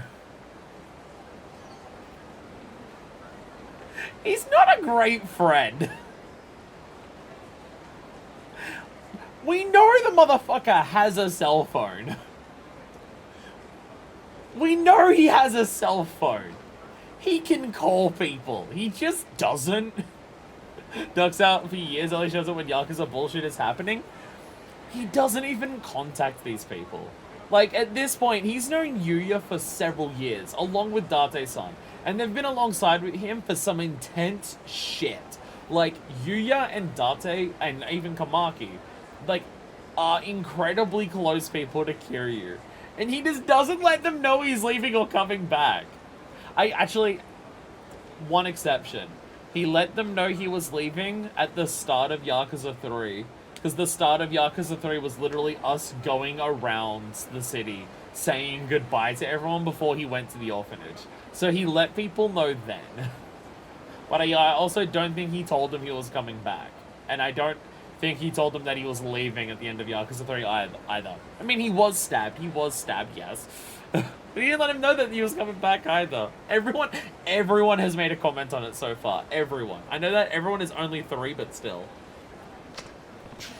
Don't sweat it. We've known each other for too long to be worried about those kinds of formalities. You can at least let people know you're coming. By the way, how are things going at the club? You and that kid didn't really look like you were seeing eye to eye. Sorry I had to say that, Kiryu-san. So, what's going on? This is host we have, Mitsuru. He let one of his customers run out on a 5 million yen tab. Ouch. It's a pretty common thing, though. It is. Mitsuru is one of the hardest workers we've got, too. I can't even begin to tell you how much business he's brought in. He just got kind of unlucky this time. So I want to give him a hand somehow if I can. That's the Yuya I know. I just don't know, Kiryu-san. You think I'm too soft on him? Shinya seems to think so. Pretty sure Kazuki-san's called me soft at least once too. Is wanting to help my host out really so bad? Yuya. But hey, you don't need to hear all this. I should be getting back inside anyway. Gotta do my part to keep Stardust the top host club in Kamarocho. Appreciate you lending an ear there, Kiryu-san. Thanks. Maybe I should head inside and see what Kazuki has to say about this. And also say hello to one of my good friends who, like, I had to help be rescued from a body double. That part of the game was still weird. That part of the game was still weird. Kiryu, what are you doing? Kiryu, I saw you on the dance floor. What were you just doing? Pan over. I want to see him again. Okay, pan over slightly faster. Okay, like a little bit more though. Okay, keep it going. Okay, a little more. Little more. There, Yuya, what are you doing? Yuya, what are you doing?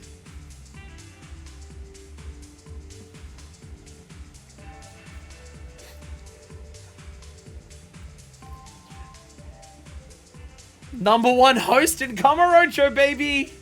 Dances like this.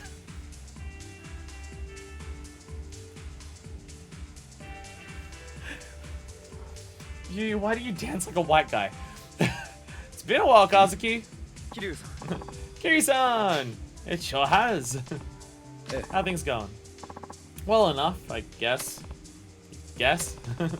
Are you worried about what's going on with Yuya and Shinya? Huh? You heard about that? Yeah, saw them going at it outside of the club earlier. Sorry I had to say that. Not exactly the image we want to project to the world. Even though he's the manager now, Yuya can still get a bit hot under the collar at times. I wouldn't worry about it. It's nice to see a man have passion for his work, and it seems to me he has it in spades. Agreed. That's why I chose him take over as manager. I knew I could count on him when things went south. Speaking of which, what do you think you should do about the whole tab situation? Like I said, he's the manager now, so I fully stand behind whatever decision he makes, of course. But what? Well, a lot of times when a host lets a customer run up a big tab like that, he has some kind of ulterior motive. Oh? That's my opinion, at least. No matter how young, green, or easy to manipulate a customer may be, it doesn't make sense to advance someone that kind of credit. 5 million yen is no small amount. Still, it's not unheard of. True enough. Usually, though, it's a case of the host needing to boost his sales figures. The easiest way to accomplish this is to pressure a customer into ordering pricey drinks. But for some reason, I don't believe that was the case this time. Honestly, I have a feeling Mitsuru was set up. Set up? Who would do something like that? Good question. Even if that were the case, though, I can't simply take matters into my own hands. Okay, question time. Question time. Is this Is this like the other side of like...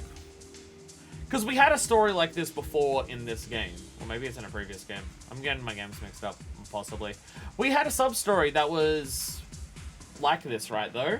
Where someone was... Oh, no, it was one of the hostess. No, it was one of the hostess ones.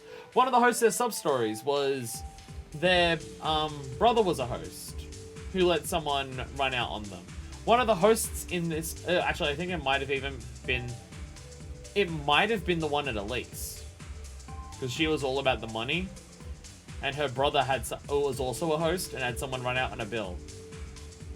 Is this the same person? Or is this just... This is this common and it's happened multiple times? I don't even know if we got a name in that. I don't even know if we got a name in that. Even if that were the case, I can't simply take matters into my own hands. Just a common thing? Okay. Yuya is the manager, which means he's the one who needs to handle these kinds of problems. I guess what happens to Mitsuru all depends on Yuya's skills as a manager then. Well, hopefully his skills as a manager is better than his skills as a dancer, because I'm still not sure what this is.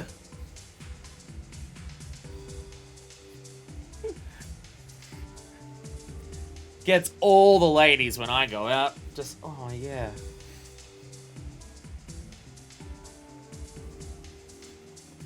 Oh, Yakuza animations, you're so good. You're so good, I love you.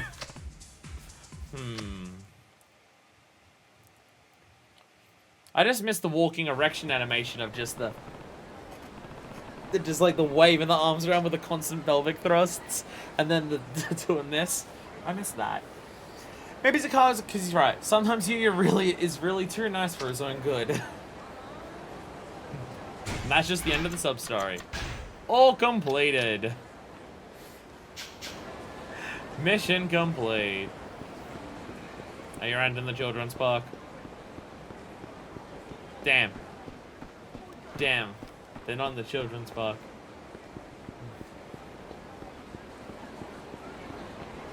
Do I just go back in? No.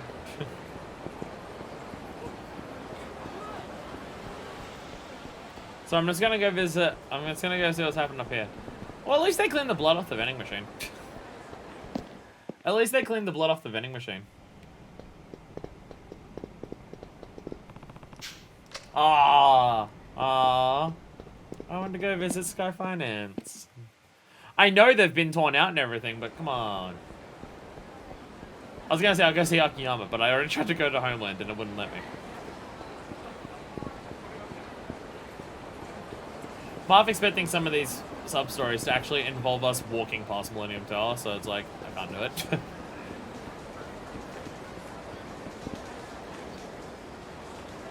Like, if I go to Millennium Tower, how much story are we talking? Are we talking like a single cutscene and then I can walk in front of Millennium Tower and it's fine?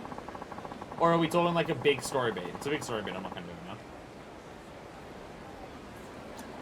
Hell, if it's a big story beat, I'm still gonna do all the sub-stories that I can before I do it.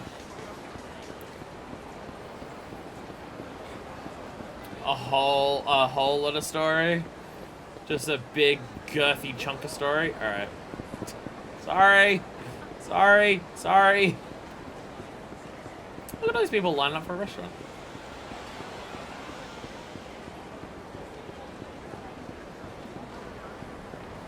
No? Okay. I thought you were gonna fight me.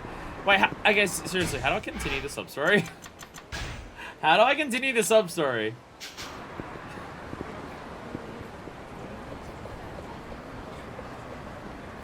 I've just left the Yuya on his own and it's like, not letting me do anything about it.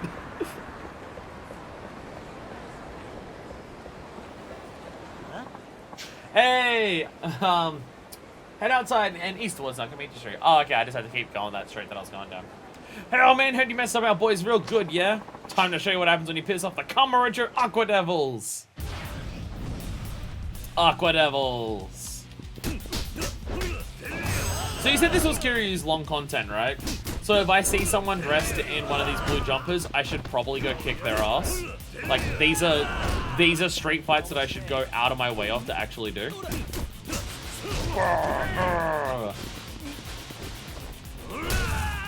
Right, I have red hate. I keep thinking I'm gonna throw someone on someone else. They're also already dead.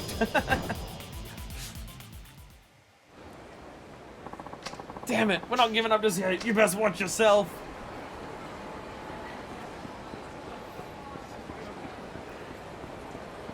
Guys dressed in blue of the gang, sick. It's like they realized how much of a pain in the ass and how silly the long form content for Akiyama and Saejima was, where it's just like, we're gonna unlock it at the end of their playable chapters. It's only in this one little building, and to do it, you gotta do it all at once, and it's incredibly long. And then for Tanimura, they were just like, how do we make this not as intrusive? Okay, how about we like just make it so as you walk around, you can get calls. By the way, best hate. Best hate move. So glad this is back. So glad this is back. Oh, it's so good. Oh, it's so good. Oh, it's so fucking good.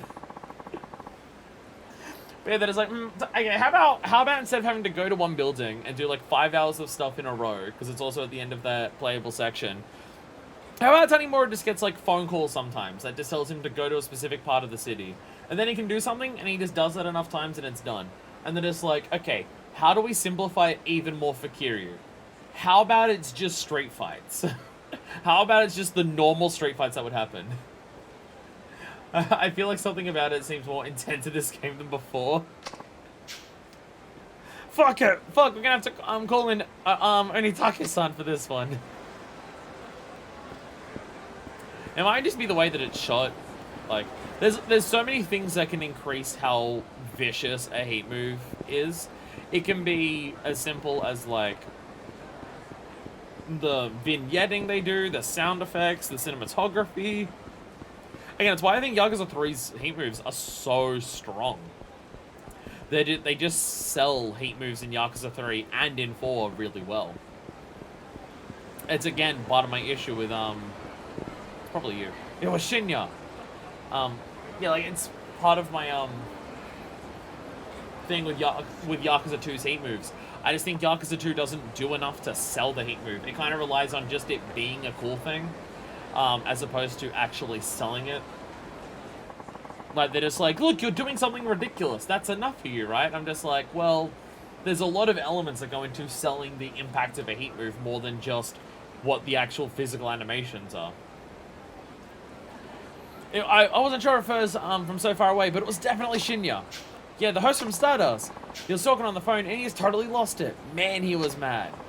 No, it's fine. Anyway, he just walked off towards Watami after that.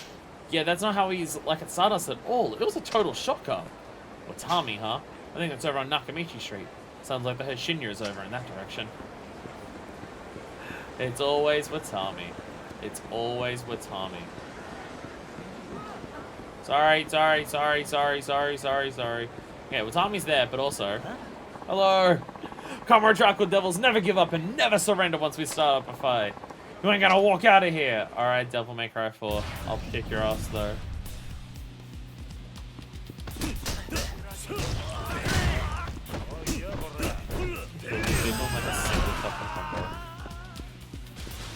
Wait, what's some other ones that I've got that I gotta do? Merciless throwing. Oh, right, taunt. Right, taunt, yeah. Oh. Oh, that's so good. Oh my god. Oh, that's a fantastic hate move. Oh, that is so good.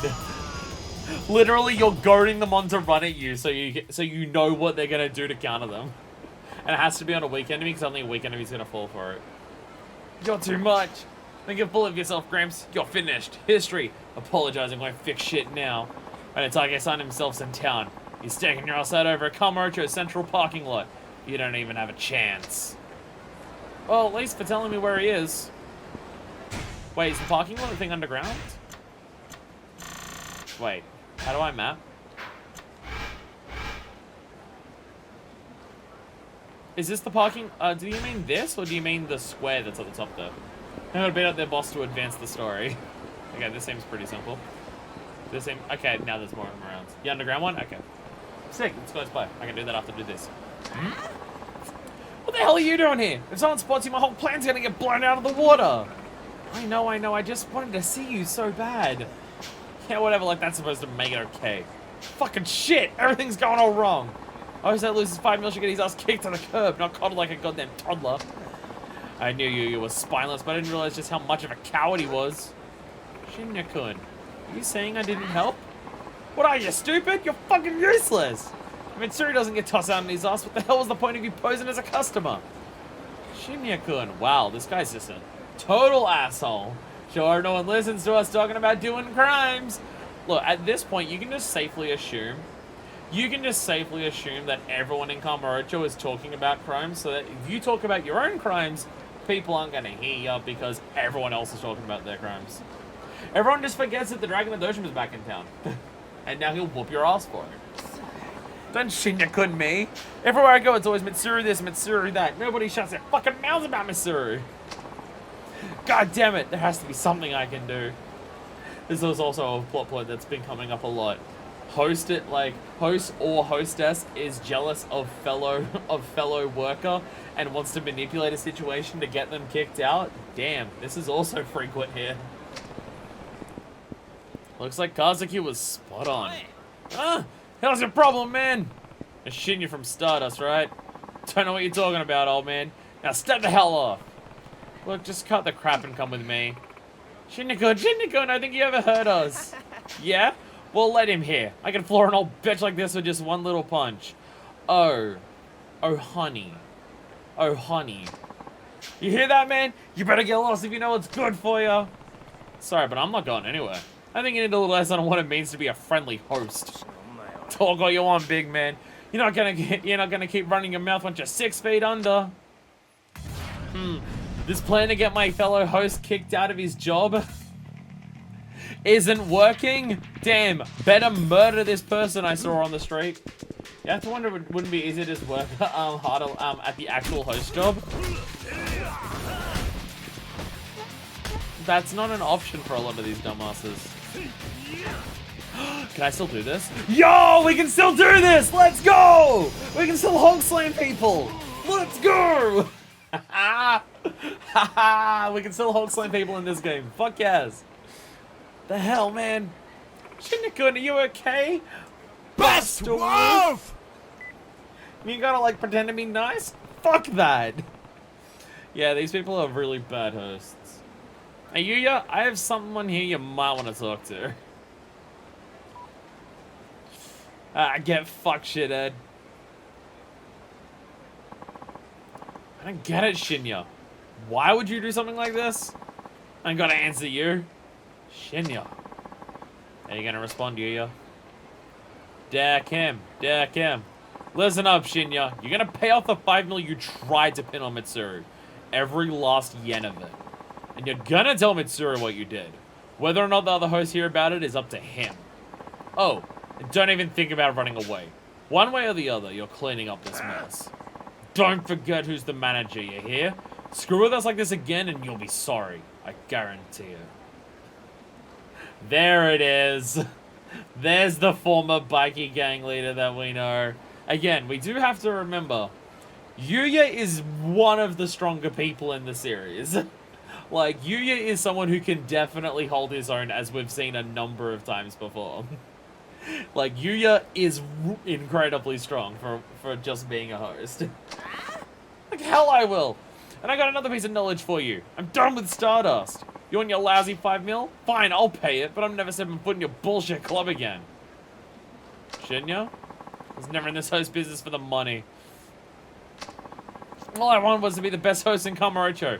Just like Kazuki. You don't... You do that by being good at your job. Not by just being the only one left because you got everyone else fired, dumb fuck. Once I got into the biz, I found out everyone was just a bunch of half-ass little fakers. The only thing anyone cares about is showing off. How was I supposed to sit back and let those posers run the roost? They don't have the first clue about what it means to be a host. Literally, what the fuck are you talking about? Literally, what the fuck are you on about, dumbass? And that's why you set Mitsuru up, huh? Damn right. He barely lifts a fucking finger and all he gets is praise, praise, praise. Just can't take it anymore. Shinya. I've had enough, man. Later. Hold on. What now? I'm not trying to force you out of the club. Believe it or not, I like you. You serious right now? And I agree with you. There's nothing worse than a host that comes in just looking to pick up a paycheck. Barely giving a shit about the club they're working for. Yuya. But the business is all about results. Sometimes guys who can't even tell left from right can end up the most popular host in a club. It's all about what brings in business. Yeah. Let him finish.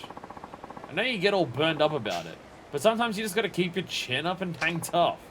As the manager, all I'm trying to do is give the guys who are just as serious as I am the foothold they need to make that next step up. Huh? So, if you still want to give it a shot after all this, I'll do what I can to get you back on your feet. Yuya. It's incredible just how much he's grown as a manager. Yuya, his introduction to the series was stepping into a walking brick shit-ass cousin Kiryu and telling him to step the fuck up. Again, we know that Yuya can, like, we know that Yuya is, like, alongside this. I mean, like, he was one of the strongest people that we had when we were doing the Majima construction. He was one of the strongest in that. Boss. I'm so sorry. Shinya-kun. Please give me my job back. I'll do anything. I mean it. Well, fine. Let's go. I want Mitsuru to hear everything that happened. Straight from you. Right. I'm ready. So the guy running the top host in Kamurocho is just a big softy, huh? Kind of refreshing if you ask me. Refreshing is right. Hey! Yuya handled that the only way he knew how. And it looks like that guy Shinya took a step in the right direction too. I think Yuya will be just fine from now on. Hey! Jesus Christ, Kiryu, your health bar is so fucking strong. Holy shit, Kiryu, you keep leveling up. You're gonna hit level 9 before we even get the chance to do anything. He's already level 7! He's already level 7, what the fuck? Okay, well, I guess more heat moves. What do we got? Fence is specific, drunk and running is... The drunk ones are good. Enemy rising to his feet. I don't remember what that one is. But if it's anything like Tanimura's armbarring one, then that's probably pretty good. Drunken Thrust was incredible when we did do it. Grab to enemy 3 enemies while health is flashing. No, I'm not gonna. I know I'm not gonna use that. Actually, let me get the other ones. Let me get some of the other ones too. While I'm here. Fuck it, Lotus Flare Fist. Fuck it. Fuck it. Why not, right? Why the hell not? Why the hell not? More sub-stories keep appearing as we do this. More sub-stories keep appearing. Actually, I think one literally disappeared outside Stardust again.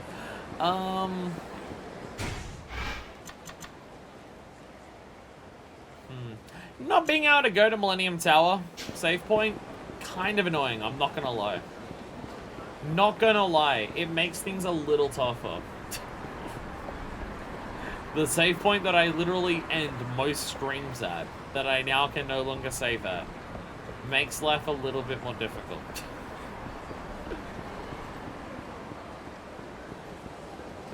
So there's a good chance that the sub-stories with Stardust... Actually, you know, it is Stardust. I was gonna say, because all the previous characters have had multiple sub-stories in a row, it very well could be the Stardust ones that are all in a row for Kiryu. It would make sense. It would make sense.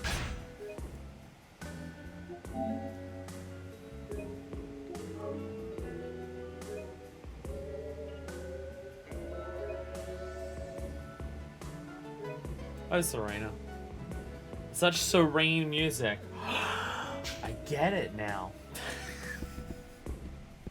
Hey, Oscar. I hope you're not, like, in a rush to see your brother.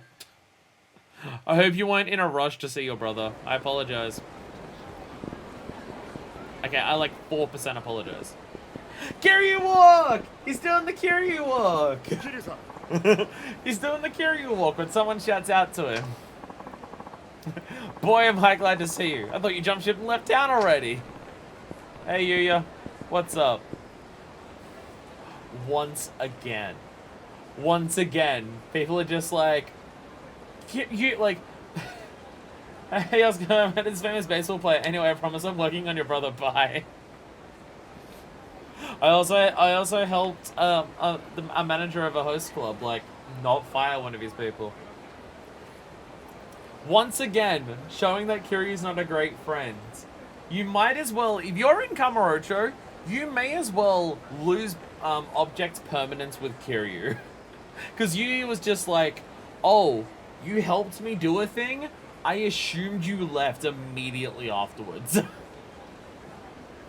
Kiryu, maybe you should, like, say hello and goodbye to these people that you've known for several years and have come to care for. Maybe you should do this. Damn it, Kiryu. You, got a moment? There's something I need to show you. Of course. I always have time to help friends in need.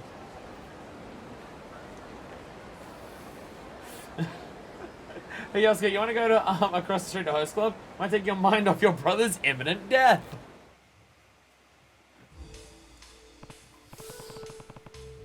So what is it you need to show me? You ever heard of Hanage Park? Hanage Park? Is that the name of a park or something?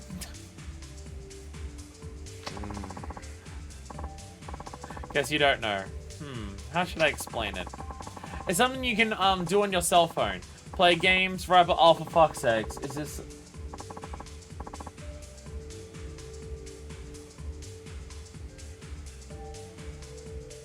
It's a sub-story about the arrival to 777 Town and a Moebata. It's a sub-story about the arrival of it.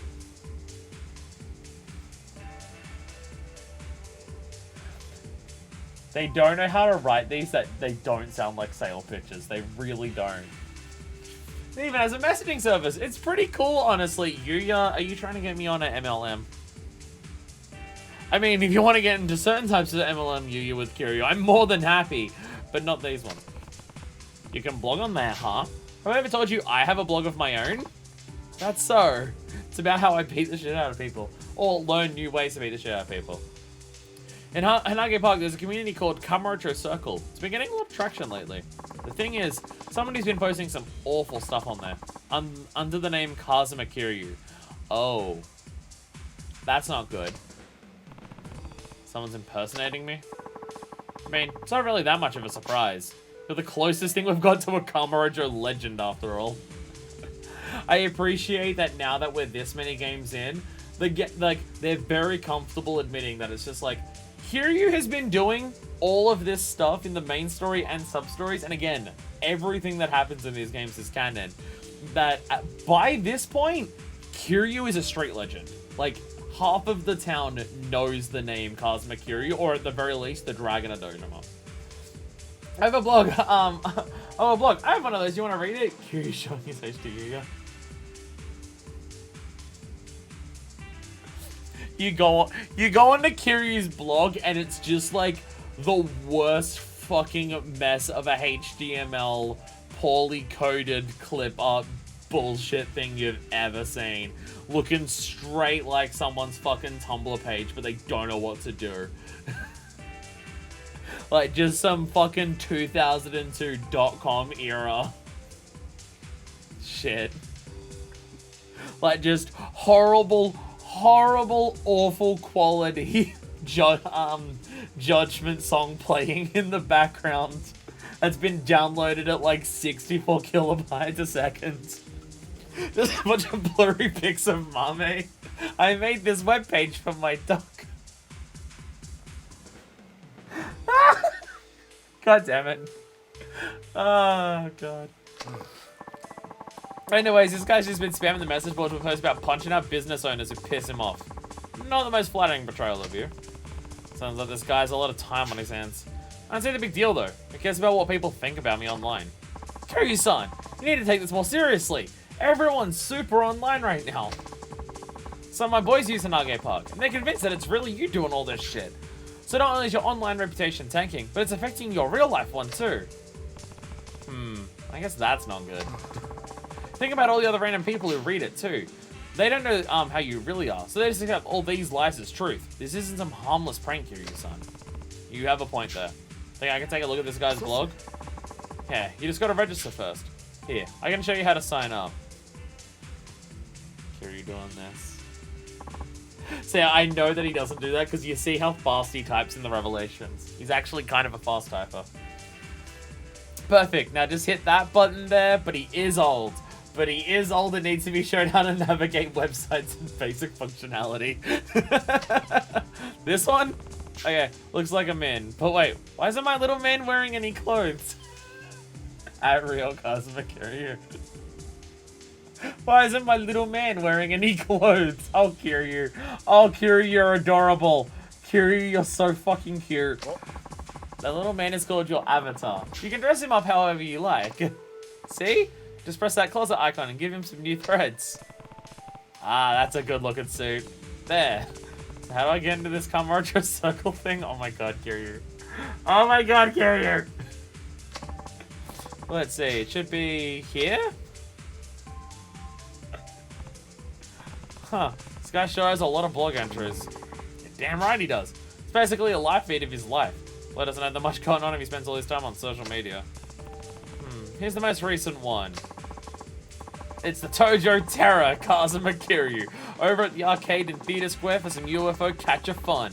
Had some trouble winning, but it sounds like that you got to use your brain. He's gonna punch the machine. Yeah, help, my profile picture's upside down. Oh my god. So I glared down one of the employees and he gave me an II doll for free. Man, I love II. Kazuma Kiryu, Tojo Clan 4th Chairman. Pretty petty crime if you ask me. We can't let him get away with this. I'm gonna head to that arcade, see if he's still there. Hold on, Yuya. I'll handle it. No reason to get you mixed up in all this. So silly. Sounds like that imposter's over at Club Sega in Theater Square. Guess I'll go see if he's still around. Try to work out my way to navigate the streets without bumping into absolutely everybody. It's just so fun to just see Yuya just trying to teach him how to use a website. Oh my god. Oh my god. Have I mentioned that I love Yakuza? Have I mentioned that I love Yakuza?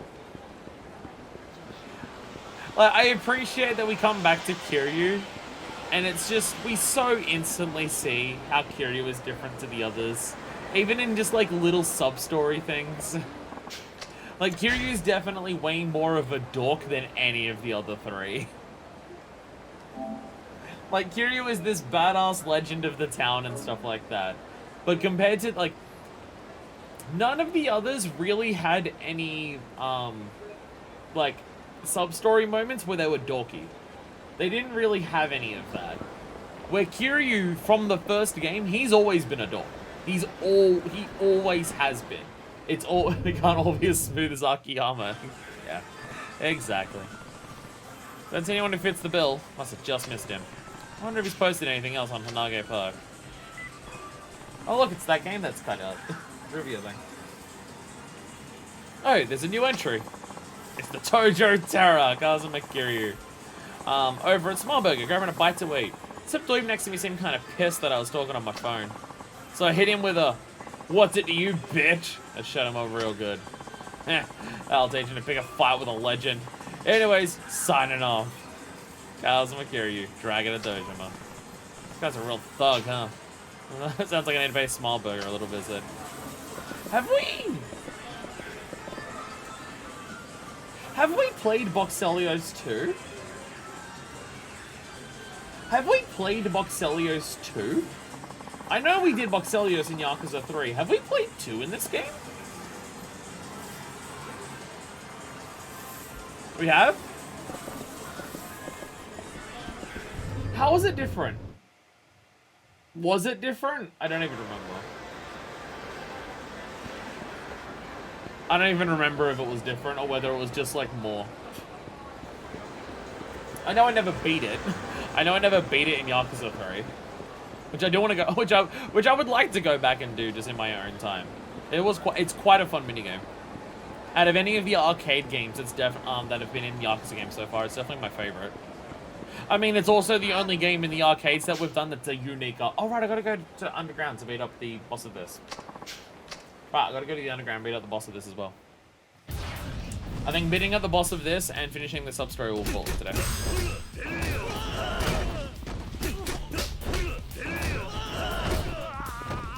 Like, don't get me wrong, I think it's cool and sick.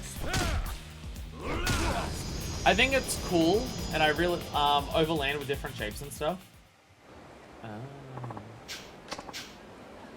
So I get to for yourself, Gramps, finished. And this retelling me that he's underground.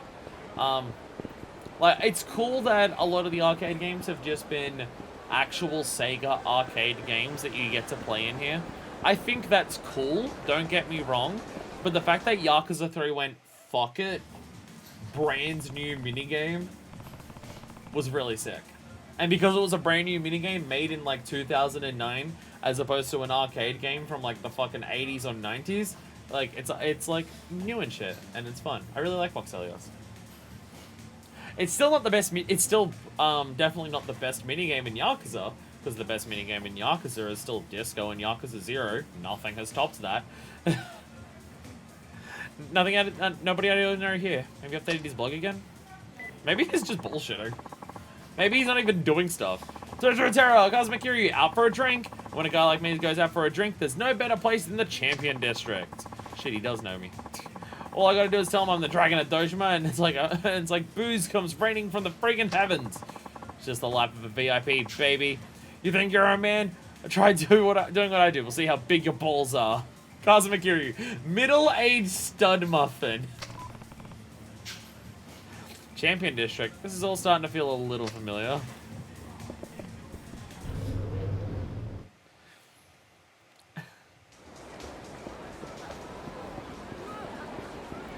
I mean, it depends on where in the Champion District you're doing it. If you go into Earth Angel, they know who Kiryu is.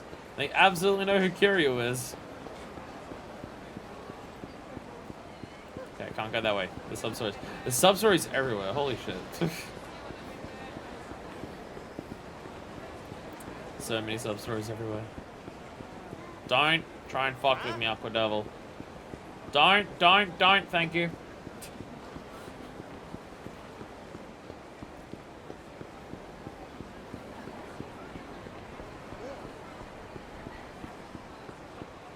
Still nothing down there?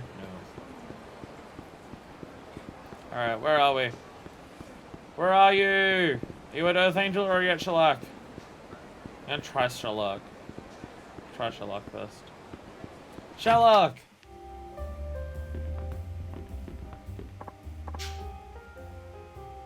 Hey, I'm Aki. Wanna know what's happening around town? Anyone might need a helping hand? I've got your info, hook up.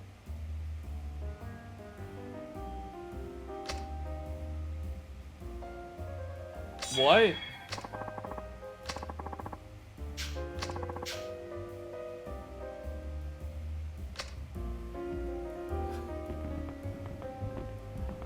Did I seriously just in the 21st stream of Yakuza 4 get my sub-story tutorial?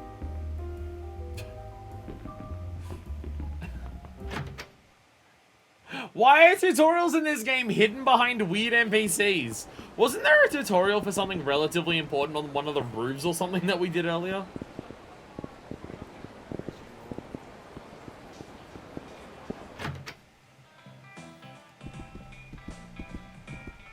Alright, nothing in here. It's got to tell you about sub-stories around town, but now it's on the map directly, so whatever. Is them being on the map only a remaster thing? In the original PS3 game, were they not on the map? Because that might have been a thing. They realized that, oh, it's kind of a pain in the ass if it's not. You're literally wearing my suit, motherfucker. Or it's a little different. You don't fit it as well. You got some big coconuts on you strolling in my town like you own the place. Think I was going to let you get away with this? Why do people think this is going to work? Why do people think this is going to work? The hell are you talking about, old man? It's been a rough day today. I'm in need of a little stress relief. All I wanted was a nice drink, but instead I had to look at your scrawny punk faces. That doesn't make me a very happy dragon. Sled them through some achievements the same in 4. Ah, okay. Doesn't make me a very happy dragon. You have no idea what Kiryu sounds like. Huh? Skirt chasing punk. You're out of your mind, dude. Is that so? Looks like I have to teach you punks a lesson then. Chalk it up to bad luck. Nothing personal. Now prepare yourselves to get the snot beat out of you by the 4th chairman of the Tojo clan. Kiryu, very much screaming out his title everywhere he goes. He usually doesn't even say the Kazuma part.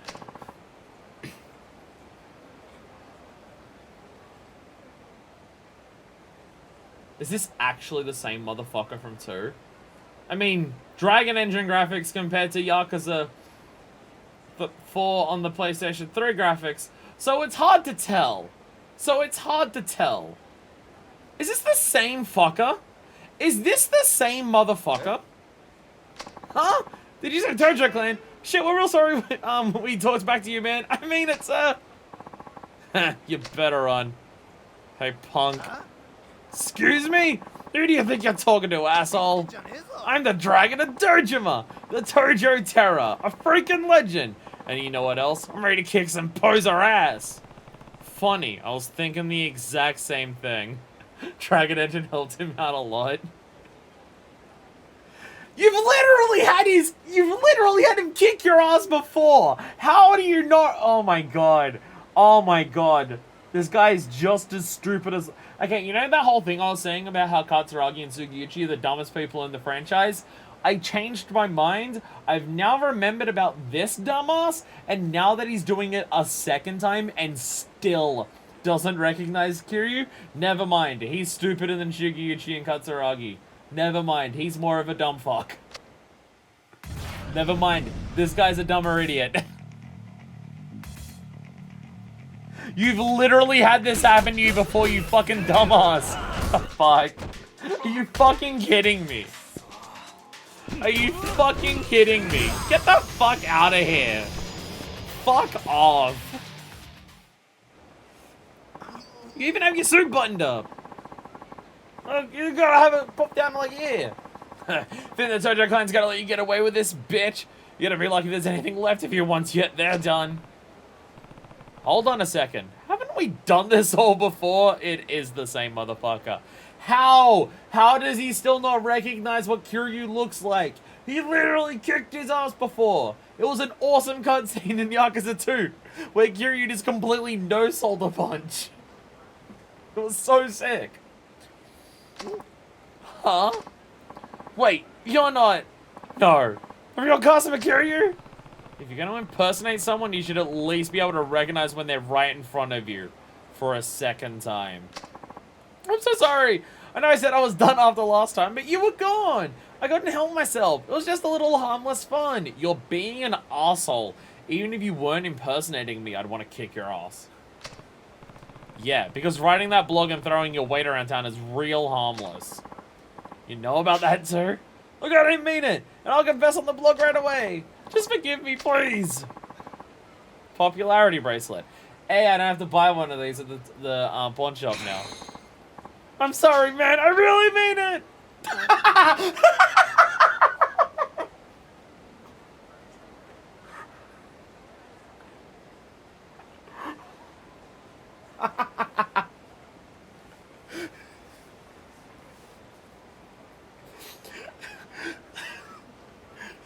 He fucking flew. He fucking flew. Hey, hold it. What is this guy, a pro runner? He did say he was going to apologize. But is he really turning over a new leaf? Oh, he updated his blog already. It's a Tojo Terror, Kazuma Kiryu, and there's something I need to tell you guys. I'm not really Kazuma Kiryu. I'm just a big phony. Truth is, the real Kiryu wanted to be good just now. Thought I was gonna die. Anyway, I've been thinking it's time for a change. From now on, I'll be posting as Fake Kiryu. Don't forget to stay subscribed and keep your eyes peeled for more posts. Fake Kiryu, the world's #1 Kiryu fan.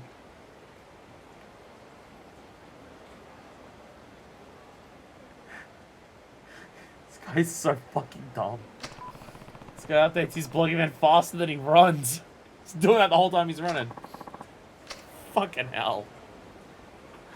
Oh my god.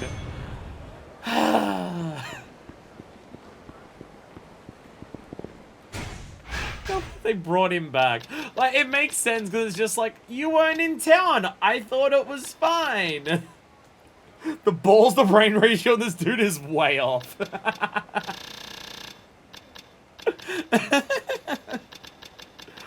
Oh my god. Oh my fucking god. Oh my god. I swear to god. I swear to god. So these are gonna be our last upgrades for a while. Because we're saving up once we hit level 9 to get all the Kamaki stuff. So these are going to be our last upgrades. I love how Kiryu... I love for Kiryu that one, he starts with a bunch of shit already unlocked. Like, he already starts with a bunch of shit unlocked. That's so sick. And everything he has left to get is either 1 or 4. Like, all the stuff that's 3 and 2, he already has. Which I should go through and actually memorize what it all is. Potentially one of the ballsiest randos we've ever met in the series. But he's so fucking stupid. The fact that he's done it twice now is so fucking funny. You stupid dumbass. Better grabs, better escapes, better throws. Oh yeah, Essence of Might, yeah, which we've done. Oh yeah, you can grab something from behind and it's a different one, isn't it? Yeah, someone near downs. Better throws, quick step cancels. Oh, the leg swinging one, yeah. The leg swinging one. Oh, that one's sick. Guard against knife attacks. Golden Dragon Spirit. I kind of want this.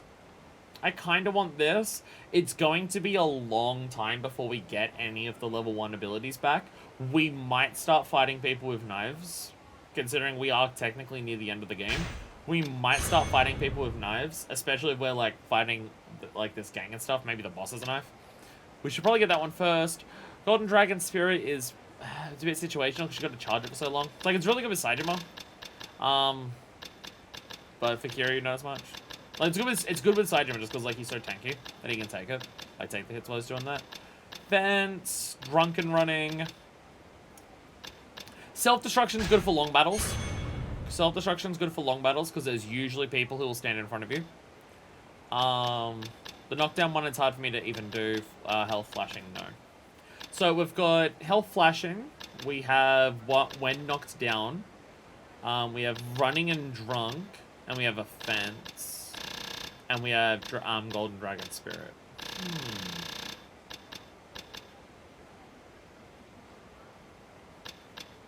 I'm gonna get this one to see if I can get it to work. I've never gotten it to work. Let's see if we can get it to work. Oh, what a fucking idiot. I swear to God. I swear to God. I can't believe he did it again. Like, you weren't in town for like a year. I thought it would be safe. Fucking dumbass. Fucking idiot. Fucking idiot. I swear to God. Jesus Christ.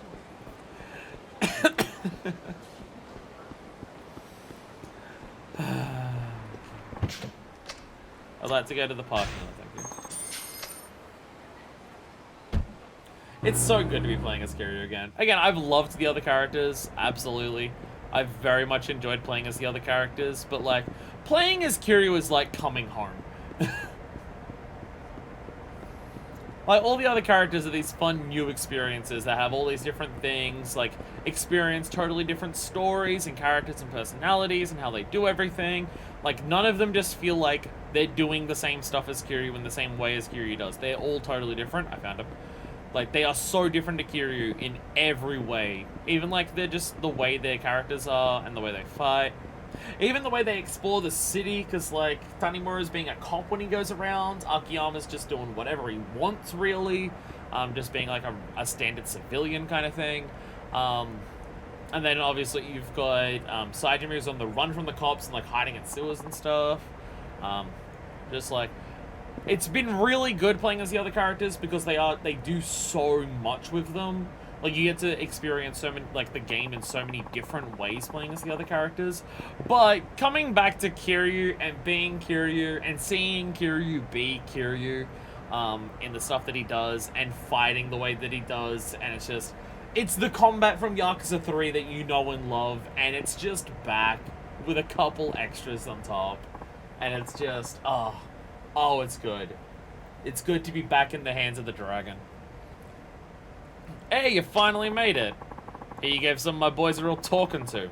Maybe I can return the Whoa! You're him! More people that have heard of me. I like this. What's wrong? I thought you had some kind of business with me. Well, it's just... What's wrong, Aniki? Let's take him out. No, you don't need to tell me that.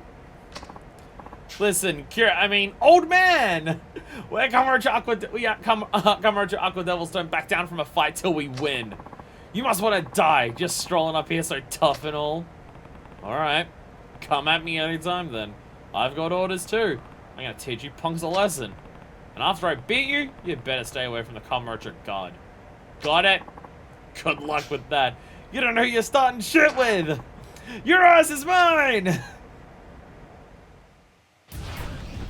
I have noticed as we've been going through the series, every game we go into, there are more and more random characters that you just meet. Oh look, literally what did I say about the knives? Literally what did I say about the knives? Nice, actually, I can do this. I can do this while you're all here. Oh, I get, I was about to say, was that not the running one? But I guess maybe I was being attacked, so I did the knockback. Or reverse lightning, it's cool, actually. Ow, ow, ow, ow, ow. Ow!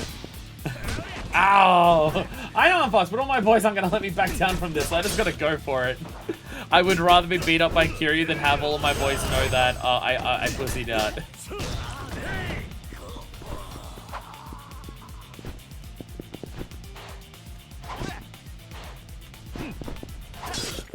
Ow!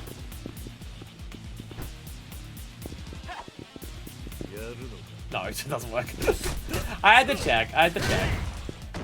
Lol. Get fucked. Get fucked. But yeah, I feel like every game that we've gone through, there's been slightly, like, there has been more and more people who have known who Kiryu is upon seeing it. Like, there was that sub-story in Yakuza 3 where someone was just like, alright, who is here to fuck me? Oh, it's Kiryu? Okay, take all of my money and leave me alone and I'm gonna run away. Bye. Actually, I think it was one of the hostesses. I think one of the hostesses in Yakuza 3 was that, where someone was just like, oh, Kiryu's helping you. Okay, I'm gonna leave. Sorry. Bye. And even one of the hostesses knew who Kiryu was. Like, every game that we go, there's just more and more people who are aware of who Kiryu is. Like, his legend status is rising as the series goes on. Like, we've been playing as Kiryu for a single stream so far in this game, and there's already been multiple people who have been aware who the fuck he is. It's great. It's great. Like, you can really feel that he is basically becoming, like, he is becoming more and more of the legend, where it's just, like, he's risen from being more than just the Yakuza legend amongst the Tojo, and the Omi and stuff like that. He is, like, just the legend of Kamurocho now. It's great. It's great. Damn, you're one strong mother. Remember your promise. Leave the Kamurocho God alone. What, you think I don't know you, man? You're Kazuma Kiryu. I think Kazuma Kiryu is back in Kamurocho. Kiryu? You mean the Dragon of Dojima? That Kiryu? It's so good. It's so good. It's so good. Holy shit! Kiryu's it! Kazuma Kiryu's back in town! Look at them all run away. He really is like a dragon. Ah, I get it. Kiryu-san, buddy. Don't think just because you beat me, you can let your guard down. What do you mean? I gotta get less about the Kamurocho God. From now on, the gangs are gonna be fighting over who gets to take a shot at you. Do they all want to die? The guy that ran off his shot to let everyone know that the Kamurocho's strongest, Kazuma Kiryu, is back in town. The gangs will have a field day. But it ain't gonna stop at Kamurocho. They'll come from all over, hoping to get street cred by taking your ass down. Good luck. Good luck. So far, the win record on that is no one. Literally no one. Sajima doesn't count. No one saw it and I was gonna win anyways. I heard that the most feared gang boss in all of Kanto is setting his sights on Kamurocho. I'd like to see who'd win that fight. Kazuma Kiryu international name. Yeah, maybe when I said Kamurocho legend, I was understating it a little bit. So only managed to clean up the Aqua Devils quickly. Very impressive, Kiryu-san. With their leader removed, the gang should be much less of a threat now. Here's a little something to say thank you. Triple S gunpowder. Weapon modding that I won't use. Thank you. There's always a chance that you may run into some of their remaining members. If you do come across any of them, please bring us some proof that you've driven them out of town. I'll be more than happy to offer you a reward. I'm normally standing in front of the theater, so you can come by any time. Alright. I'll come to you if I take down the remaining members. I'll be waiting. Things are getting out of hand. What is the gangs are allowed to get me now? I'm not putting you in danger. On the contrary, it was only a matter of time before gangs began to gather and fight in Kamurocho. Please don't blame yourself. Although we lack the strength to deal with them ourselves, we'll do whatever we can to help. Alright.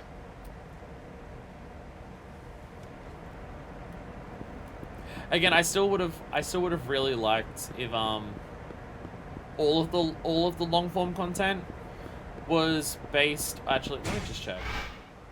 There's no sub stories down here, is there? No. Because I had to check. No, there's not. There's a locker key that I've never gotten while I'm down here. I still would have liked if all of the long form content was helping out the Kamurocho Guard in different ways. I mean, it might have felt a bit forced by the end of it. Like, it might have felt a bit forced if all 4 characters had something to assist them with, and stuff like that. So maybe that's why they wouldn't go for they didn't go for it. And it might have gotten a bit stale. I don't know. All I know is that Fighter Maker and Hostess Maker suck, and I want them to be better. I'd like them to be better than they are. Again, Fighter Maker isn't bad. I'm not against anything that Fighter Maker is. I just think it's way too long. And Hostess Maker should have been a single hostess as a sub-story. If that, like in Yakuza 3. Having to do all 3 of them, and it being even longer and more drawn out than it was in Yakuza 3 is not a good thing. But, like, it would have been cool if, like, all the different characters, because again, it would show a difference between the characters. All the different characters can help the Kamurocho Guard in different ways, as kind of a way of just being like, hey, look, Kiryu's not going to be always in town.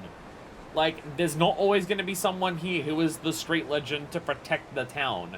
Having, like, a group of people here who can help out when Kiryu's not here would be nice. Like, it would be something that would make sense. It would be Kiryu actually doing something that would help Kamurocho when he does leave. Because he kind of just leaves and just, then problems happen and he comes back. And then he solves it and then leaves again. And then problems happen. And so he comes back and stuff like that. Like, that's just a constant recurring process for him. So it would have been nice if, like, they could all help the Kamurocho Guard and help them in different ways. Again, like keep Saejima having Fighter Maker. Keep Saejima having Fighter Maker. Just have the purpose of Fighter Maker be, like you can even keep the same dojo and keep the same kids and stuff like that. Like, you could keep all of that the same, but just, like, all of the kids are struggling to find a purpose and stuff like that. So all of their their purpose could just be, like, becoming the very best at being a fighter, and then using that to just help out the city and stuff like that. Like, that could just be a way of tying that in. It could be similar content, just you could have tied it to that, and then, hey, now the Kamurocho Guard has some really strong fighters on their side, and Kiryu just helps thin out the numbers by taking out all the massive gangs. Tanimura, like, deals with people who want to take them out on, like, the criminal side of things and stuff like that. I don't know what Akiyama would do. I know what Akiyama would do, but it doesn't have to be hostess stuff, because, again, we don't need that again. We already have a sub-story in Yakuza 3, and it's just bad in this. Again, it may have felt a bit forced if all of it was that. It may have felt a bit forced if all of it was for the Kamurocho Guard. If you did it for all 4 characters, maybe. But, like, it would have been a neat thing to, like, do that. And you also could have had a thing where it's like, if you complete all of them for every character, maybe there's, like, a final thing to do for the Kamurocho Guard when you have all of the characters together in the finale. So it's just like, hey, now that you've done all 4 of them, there's, like, a final thing to do to show that the Kamurocho Guard has grown into something that can actually help Kamurocho as all of them. Like, would have been a payoff to, like, have them all combined. So it feels like it's long-form content and each character's still doing their own thing, but, like, it is something that you're helping over the entire game. Like the HLE in, Yakuza 3. Like, but Yakuza 3, it's, like, the Hitman stuff is a thing that you're doing across the entire game to, like, take out the Reapers organization. And it's like, and again, it's also thematic. It's helping a bunch of people move on from the Yakuza and start a new life, like what Kiryu did and stuff like that. And then you basically spend the entire game working through that, and then, like, it has a payoff at the end with the worst boss from Yakuza 1 showing up. So, like, it could have been that. I'm not saying it's strictly, like, awful that it isn't, but, like, it would have been neat. What I'm saying is that I like Tanimura's side stuff and I like Kiryu's side stuff because they're not a pain in the ass to do. And I like the concept of what Saijima's is, but it's a pain in the ass to do when it's way too long. And I just hate everything about Akiyama's. So I would have preferred it if they were better, and maybe tying him into Kamura Trigard would have been a way to do that. Middle-aged man going through midlife crisis is my favorite type of kid. They're all kids. Compared to Saijima, they're all kids. Compared to Saijima, all of the Vitaminmaker people were kids. But anyway, I am out of here. Oh, it's good to play as Kiryu again. Oh, it's so good to play as Kiryu again. Oh, I've missed playing as him so much. I've missed playing as Kiryu so much. That being said, the next stream is going to be hostesses. Yay! Because we have to do 2 full streams of hostess stuff for Kiryu. I don't want to put them at the end of other streams like we did with Akiyama, because it just kind of makes it more awkward. And he has 4 of them.